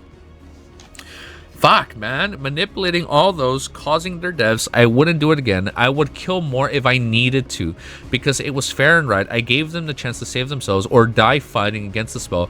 There is no better way. For a moment, her eyes were aflame with passion. However, then her expression suddenly changed. Looking down, Nephis added in a quiet voice, but abandoning you... She ended up caring for him after all this time, man. But abandoning you here would be vile and wrong. It would leave a bad taste in my mouth, just like leaving a helpless blind girl to die alone would. I wouldn't do it. If I do, I would be no better than those I want to destroy. What's the point of reaching my goal if in the process I became the same as those whom I hate? She pierced him with a burning gaze and said, No, Sonny, my goal hasn't changed. It's just that reaching by using a wrong path. It is worse than not reaching it at all. But why do you care anyways? Don't you think that it is insane? Don't you think that I am a despicable and vile? So go. Why are you hesitating? Sonny stared at her a deep... Fuck, man, this is so good. It's such a fucking good scene, dude. Oh my god. I'm like in fucking awe. It's so good. Sonny stared at her, a deep frown appearing on his face. Finally, he asked, I'm hesitating because of you, fool. What about you? Nephis smiled. What about me? Do you think I will die here in this tower? No, I will. I will be fine. I will escape and survive somehow. I'll find another way out. No matter how long it's going to take me, I will. Nothing will stop me. You know it won't. He stared at her for a while, then glanced at the shimmering gateway. The crack traveling through the stone balcony was already almost upon the circle of the runes, threatening to destroy them. Salvation was so close, he could almost taste it. Turning away from his dais, Sonny shook his head. That is a horrible plan. You want to travel around the dream realm battling nightmare creatures? Fine. Let's do it together. We can try to go through the hollow mountains and reach the human citadels on the other side. And that's just south. With can also try north, east, and west, searching for unclaimed gateways. Two of us will have a better chance to survive. Bro, they can do so much better than together. Two of us will have a better chance to survive. The two of us together, it's better than being alone, right? She hesitated for a long time, then closed her eyes and slowly shook her head. When she spoke, her voice was wistful and tired. No, I can't let you stay, Sonny. Go and meet your sister. God. The theory I wanted to say involved his sister, but I'll save that. Go and meet your sister. There's something waiting for you in the real world, at least. All that's waiting for me is emptiness, bloodshed, and graves. If I return, the same thing that happened in the Bright Castle will repeat itself over and over again until there's nothing else. So go while you can. The ruins of the gateway shimmered, as if on the verge of disappearing. He gritted his teeth. No. Nephis opened her eyes and looked at him, a sense of sorrow appearing on her face. Leave me, Sonny. Please go. He shook his head stubbornly. I don't want to go. What the fuck? How does she know his name? I skipped a sentence. Changing Star was silent for a moment, looking at him with a pained expression, and then she said, making his world crumble. Fucking shit, I'm crying. Oh my god, I'm crying, dude. Oh my god, fuck, man. The series finally made me cry. Not just tears, but cry, bro. I haven't cried like this since reading Lord of the Mysteries, man. Oh my god. Go, lost from light. His eyes widened. Deep within his soul, something moved and rose from slumber. Triumphant, unbreakable, eternal, irresistible, complete, perfect, and sweat. Before Sonny knew what he was doing, his hand shot forward and ghostly blade of the moonlight shard appearing in it. Stop. His hand froze. No! She's... Oh, wait. So now she's his master. Now she... No! Is she gonna tell him to go? Stop. His hand froze. The tip of the stiletto Mere centimeters away from NEPHIS' eyes. Trembling, he looked at him, arm, and wielded it to move forward. But it didn't. It didn't move at all. It was as though the hand that did not belong to him anymore. As deep horror drowned his heart, Sunny moved his gaze and looked at NEPHIS, his eyes wide with shock. How? A sad smile appeared on her lips. How do I know? Cassie told me. She fucking knew. Neff sighed and looked away. She was the first one to understand the meaning of her vision. She knew that the two of us will end up fighting each other and that I was going to lose, maybe even die. She just didn't know how, when, and why. So Cassie told me your secret and hopes that it will save my life one day. But I hope that I would never have to use it. Sunny stared at her, too shocked to say anything. She smiled sadly. So then I guess this is goodbye. Ta, I hope. Oh my god, I'm almost done. I hope that you'll take care of yourself, Sunny. Now go escape before it is too late. Fuck, man. Even though Sunny didn't do anything, his body moved on its own. Standing up, she turned around and walked toward the he turned around and walked towards the shining ring of the gateway. Step, another step. Stop. But his body would not listen. It just continued to move forward, indifferent to his commands, a dull ache settling somewhere in the center of his heart. Stop. There was nothing he could do. He could... God damn it. He was a miraculous shadow bound to a master once the master gave a command. He had no choice but to obey. Sunny slowly walked up the steps of the dais and approached the circle of ruins, then crossed the iron ring without slowing down. As soon as he did, the runes shone with intense light.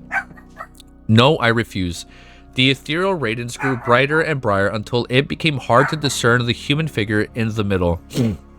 No, dude, Ellie's barking because she's mad. No. And then suddenly it disappeared, leaving only emptiness behind. Sunny was gone, finally free from this long and arduous nightmare. I think Ellie's crying.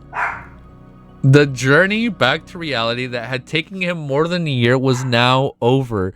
He made it out alive. No. Oh my god, I can see the final paragraph. I'm almost fucking done, dude. Just a few seconds after he disappeared into a flash of light, the crack in the stone reached the circle of the ruins and broke it. The shine of the gateway grew unstable and swiftly faded away. At the same time, the artificial sun of the Forgotten Shore ignited one last time with a bright, intense explosion of light and then extinguished. Left alone in the collapsing tower with no more light to shine upon her, the beaten, broken figure of Changing Star disappeared into the shadows. Fucking damn, man. End of Volume 2, Demon of Change. Oh my god, I don't even want to look at what the fuck is the next chapter. Volume 3, bro. I am so mad, bro. I am so fucking upset. Why? Why would he do that, bro? Why? What the fuck? Cassie knew his true name, never said it, and told Cassie. Wow, that's crazy. Cassie never wanted NEPHIS to die, but she actually also didn't want Sunny to die. No, I'm not gonna read 251. I'm hard stop. I'm hard stopping. I'm a hard stop. Oh my god. Oh my god. No, if I am upset, no, I'm gonna stop right here. I want to like perfectly stop at the end of the arc. I want to be like frustrated and annoyed at like not annoyed in a bad way. I mean it in a good, humble, and amazing way. It's like, oh my god damn, man. Shit. End here. Nah, it's alright. Yo, we're gonna end here. But holy shit, dude, that was so good. Let me pull up some artwork quickly. We can look at artwork for a bit, but then I am gonna head out. But just that was fucking amazing, dude. It's like, it's insane how good that fucking arc was. Peak, bro. I think Sunny was spamming artwork, so let me go on the Shadow Slave section. I'm upset, dude. I don't even know where to fucking start. Let me do I change the chat? No, I don't change the chat. I have to change to watch. I fuck this guy. Fuck that guy. Oh, this was the fight. Fuck this guy. Oh, was this it? Was this your final? Oh wait. Oh, let me keep scrolling up. This is the last thing. Siege of the Crimson Spire. Is this artwork? Oh wait, hold up. Oh, that's art. We'll look at that later. But this was Kai versus the Crimson Spire. This is so fucking crazy. Shell the teeth, and then he shot in one of his eyes at one point. Oh, was this their last meal together? So this is Kai, Cassie, Effie is fucking stunning. NEPHIS and Sunny. Ellie, come here, Ellie. Let me hug you. I'm so fucking sad, dude. You know, I'll just keep recording. Come here, my beautiful little doggy. I need to hug something right now, man. I'm so fucking heartbroken. Come here. Where were you? Where were you, Ellie? I'm so fucked up right now, bro. Oh my god. The fact that she said go lost from light, that just fucking beautiful. Look at he's fucking crying and they're all bloody. Dude, these artists are fucking amazing. Yo, I want to peek the Reddit subreddit one day. Wow, that's so good. Hi, Ellie. Am I putting you asleep? This is so fucking good. I'm just crying looking at the artwork. Go lost from light. Damn, look at his fucking eyes. This was really like, it's like, yo, what the fuck she knows? That's insane, man. Go.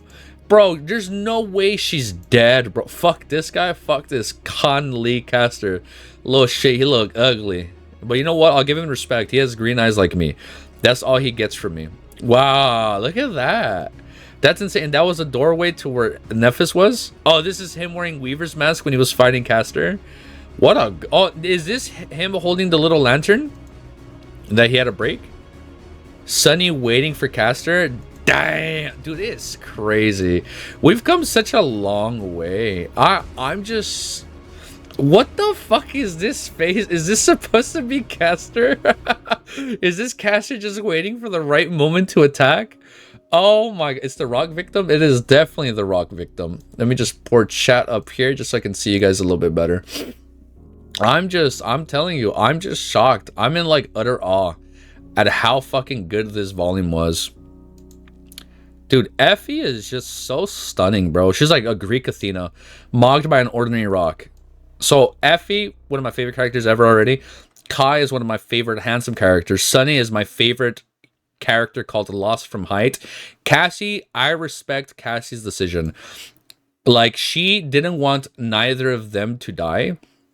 But now I'm like, maybe she's a little bit resentful towards Sunny now, bro, for the decisions they had to make right here. It's like, I'm so lost, bro. I'm so conflicted. Neff is about to crash out on Sunny. Oh, is this the Rize? Okay, I see the Rize parody. Okay, I saw the Chainsaw Man movie, one of the best. Oh my god. Oh my god. This is gorgeous. This is beautiful. I love it. God, man. I'm so impressed by this fucking arc. This is... Damn, people are so fucking talented. Sunny X Horus? Probably not. Life is not a story. It only ends when you die. So are you ready to die? Damn, this is fucking cool. What a good moment. Is this it? Was this the last? Okay, there's a little bit more. Ignore Moose has goated artwork. That was this person, right? I gotta be careful. I gotta be careful then looking at artwork. Wow, man. It's like... I can't believe that's how it ended. Should this be our thumbnail? Is this subtle enough to it doesn't give away what's going on, but we're just like looking at her? I need an anime, bro. I am so ready for the webcomic. I'm so ready. How can it end? How? I'm just... Oh, is this like all the shit that was branching out that was in the artwork from Griffith Tyler? With a little tree in the background? I'm in like utter awe. I'll probably save the art. I'll probably save all the clips and we'll watch that tomorrow. Maybe Tuesday. But this is what I think is going to happen, man. Oh, is this her being like his master now? Because she said lost from light. God, man, this is... She has to be alive. What the fuck? Due to popular demand? Rock. Oh, is there a Guilty 3? Discord? Guilty Guild? Don't mess with him. Is this the Rock? Yo, Rock, bro. I was about to say, this Rock is wearing his Air Forces and the black cap. Like, yo, he's ready to go all crazy, bro. I am in utter shock at how good this arc ended, man. I am so impressed. What a good finale. Hey, Ellie, come here. Turn your head around. Why are you turning like that? You're like all crooked. I think what's gonna happen in this series, bro. What I thought, this is what I'm thinking is gonna happen in feature volume. I feel like NEPHIS is already kind of hinting towards it.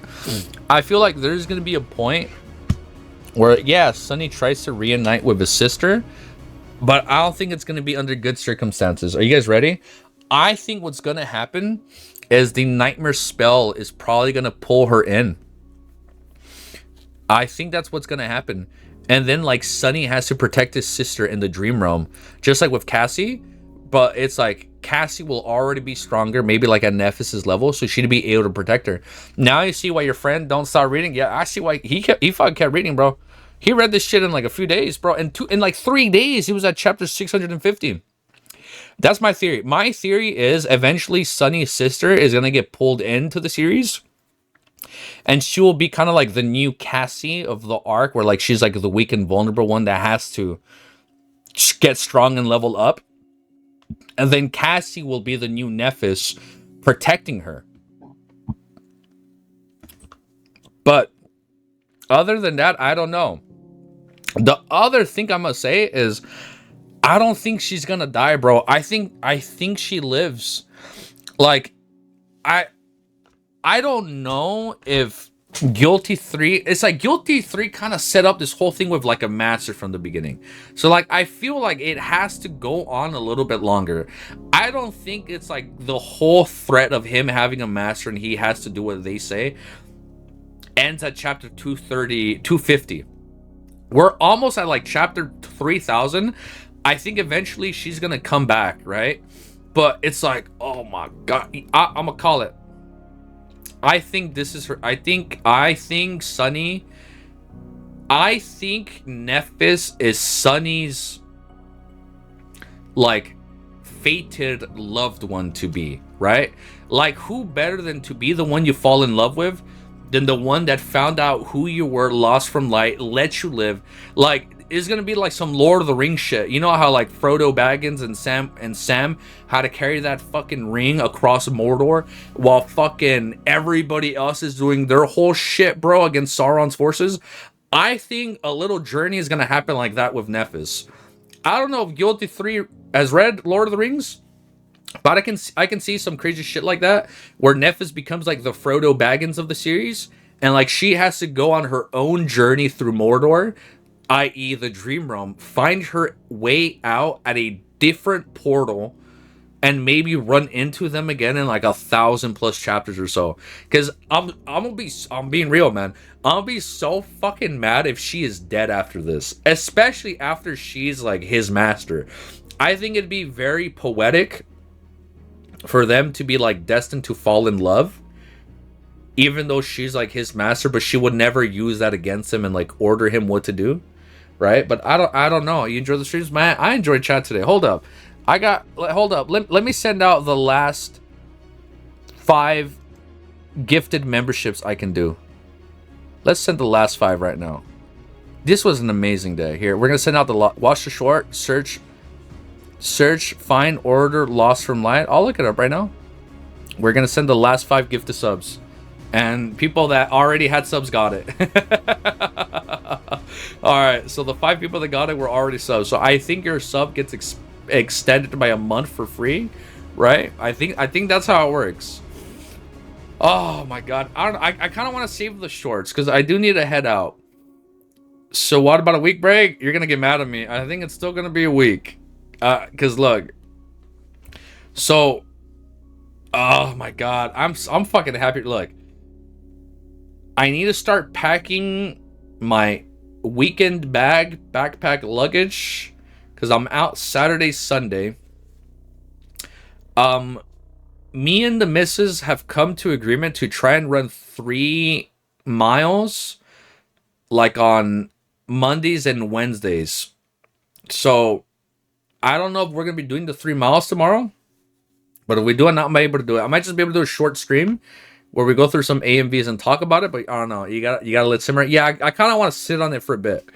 Like, the best thing I could probably do is start it Thursday if I'm done packing, right? Because Friday I'll be getting ready, like last minute preps or whatever at night before I go to bed. And then Saturday and Sunday I'll be out.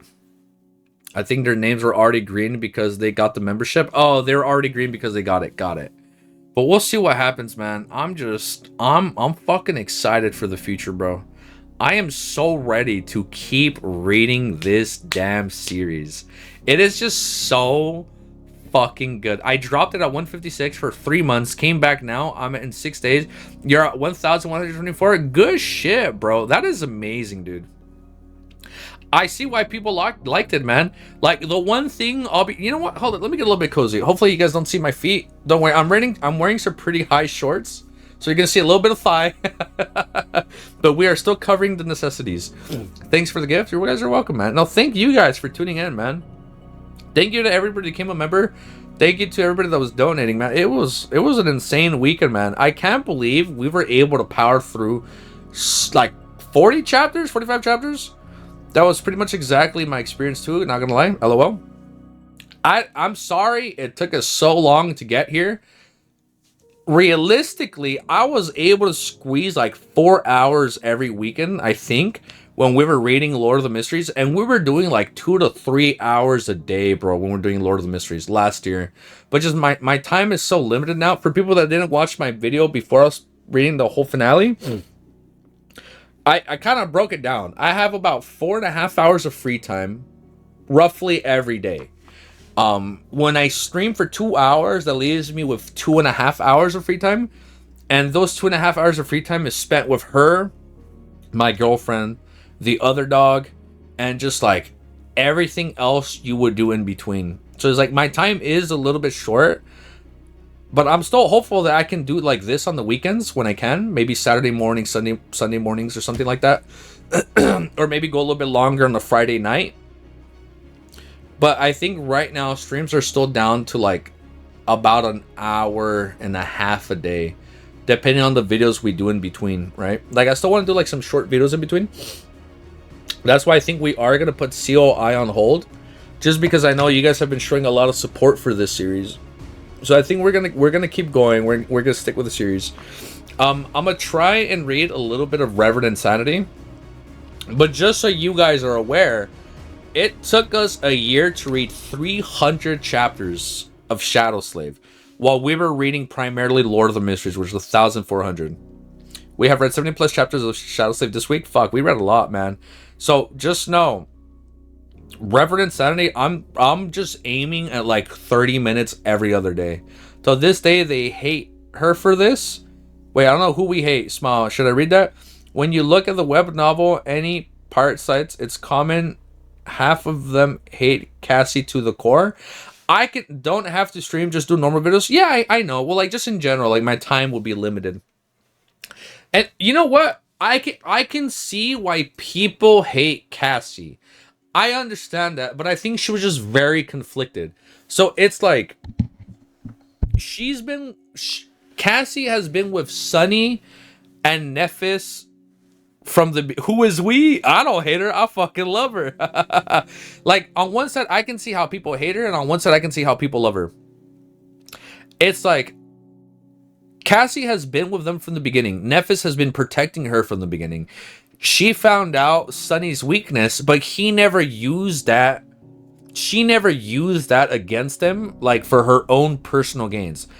But it's like she cared about everybody, right? She cared about Sunny and NEPHIS just as much as the other, right? Like she cared about them equally. So at the end, because she didn't want NEPHIS to die, she's like, hey, Sunny's real name is Lost from Light. If you need to use that to win, do it. But that's like, but she knows, I think she knows her visions. When it happens, you just can't change fate. Maybe you can push fate and nudge fate a little bit, but you can't change it. Like in her vision, she said, what was it? NEPHIS is false, right? But never said she dies. I think that's like the gray line. and her vision, her prophecy, and never fully states she dies. It just says that she loses the fight. So in some way, I think she knew that giving Sunny's name to NEPHIS would result in both of them living. Just like she knew Sunny was going to end up 3 months alone in the dark city, in the outskirts, hunting and fucking fighting for his life by himself, almost dying. She knew NEPHIS was going to be in the same boat, probably for like another year or two, by herself, just like Sunny. Cassie hate is just, well, I think that's what it is. But you know what? I think that serves to show you how good of a writer Guilty 3 is. Like, he can set up all this shit, and like, he leaves it to the readers to interpret it in their own way. Like, do you hate her? Do you love her? Like, do we hate Castor? Yeah, we probably hate him, but I feel like this is like the Sovereigns. You know what's crazy? Because Sunny beat NEPHIS, he probably did what the Sovereigns wanted to happen this whole time. But now we don't know what's going to happen with the Sovereigns. Like, the Sovereigns are probably going to be its own little side story going on, bro. I'm sorry, it's kind of hard for me to read chat. I'm not wearing my glasses. I'm not going to lie. I am not wearing my glasses, so it is pretty hard to see what's going on up there. Because also I have chat on my second monitor. I'm utterly impressed at how good the series was. I don't like her after that, but at some point I did understand that what she did was technically for the best outcome. So fair enough. Okay, see, fair enough. I don't think I hate her. I don't hate her. She knew. This is how I think it. In some way, Cassie knows that the only way for the two people that actually cared about her this entire time, she knew that the only way for the both of them to live is to give away like Sunny's weakness. Now the thing is, I don't know if Cassie is going to resent Sunny for a good while. I don't hate her for that. I understand since the get-go. You see, I think I understand her. Remember when Cassie gave Sunny the infinite water thing before he left 3 months and saying goodbye? Yeah, she knew a lot. Yeah, no, that's exactly what I'm saying. Like, when she gave him the water, she knew that he was going to be on his own for 3 months. But she also knew that she needs Sunny to live in order for NEPHIS to live, vice versa. She needs NEPHIS to live just like she needs Sunny to live. The funny thing is, Cassie told NEPHIS his true name to save NEPHIS, but NEPHIS used it to save Sunny, and Cassie didn't even get what she wanted. Yeah, oh my god. I mean, we'll have to see. NEPHIS did say that she gave it to me in order to save me. But maybe that's why she did it, right? Maybe she said it in that way because she knew that that's like the only way she'd use it. I feel like all these characters are playing chess, man. Not checkers. I feel like in some way they're playing chess. Like she knows what to say and do with her visions in order for like things to kind of like happen and like go for the best outcome. And my dog fell asleep in my arms. I think her eyes are closed. But I think she had said sorry to him on the boat when they fled the tree. She said I'm sorry at that point. And she also said, wait, no, I don't remember that. She said I'm sorry on the boat. And then she also said, I'll see you soon or good luck when she gave her the water. I'll tell you this. I'm excited to reread the physical book this year when it comes out, man. I am ready to pay so much attention to whatever Cassie does and says. It's like, or like whatever she doesn't say. Like, I am ready to read every single fucking reaction of her to see just how like hard it is for her, you know? But I'm gonna let you guys go, man. You guys have a beautiful, amazing day. It is really hard to know the future. Such a burden for a small girl. Yeah, that's what I'm saying, man. It's like a part of me, I can't even blame her. She's just probably doing what she thinks is best, right? Like for herself and for her friends. But that being said, bro, my smartwatch says it is 3 o'clock. My dog woke up and it is time. Oh, she's going to react. It is time to go. Oh, she does not care. She's already going back to bed. It is time to go. I'm going to let you guys go. Have a beautiful, amazing day. And if I don't see you guys on Thursday for more Shadow Slave, I will see you guys Monday for more Shadow Slave. So either we're back in like 4 or 5 days, or we're back in like 8 days. So we'll see what happens. Peace. Have a beautiful, amazing day. And as always, your nightmare is finally over. Peace. And I am sorry if the music is too loud. I don't have earbuds, so I can't tell how the music is going. Later, guys.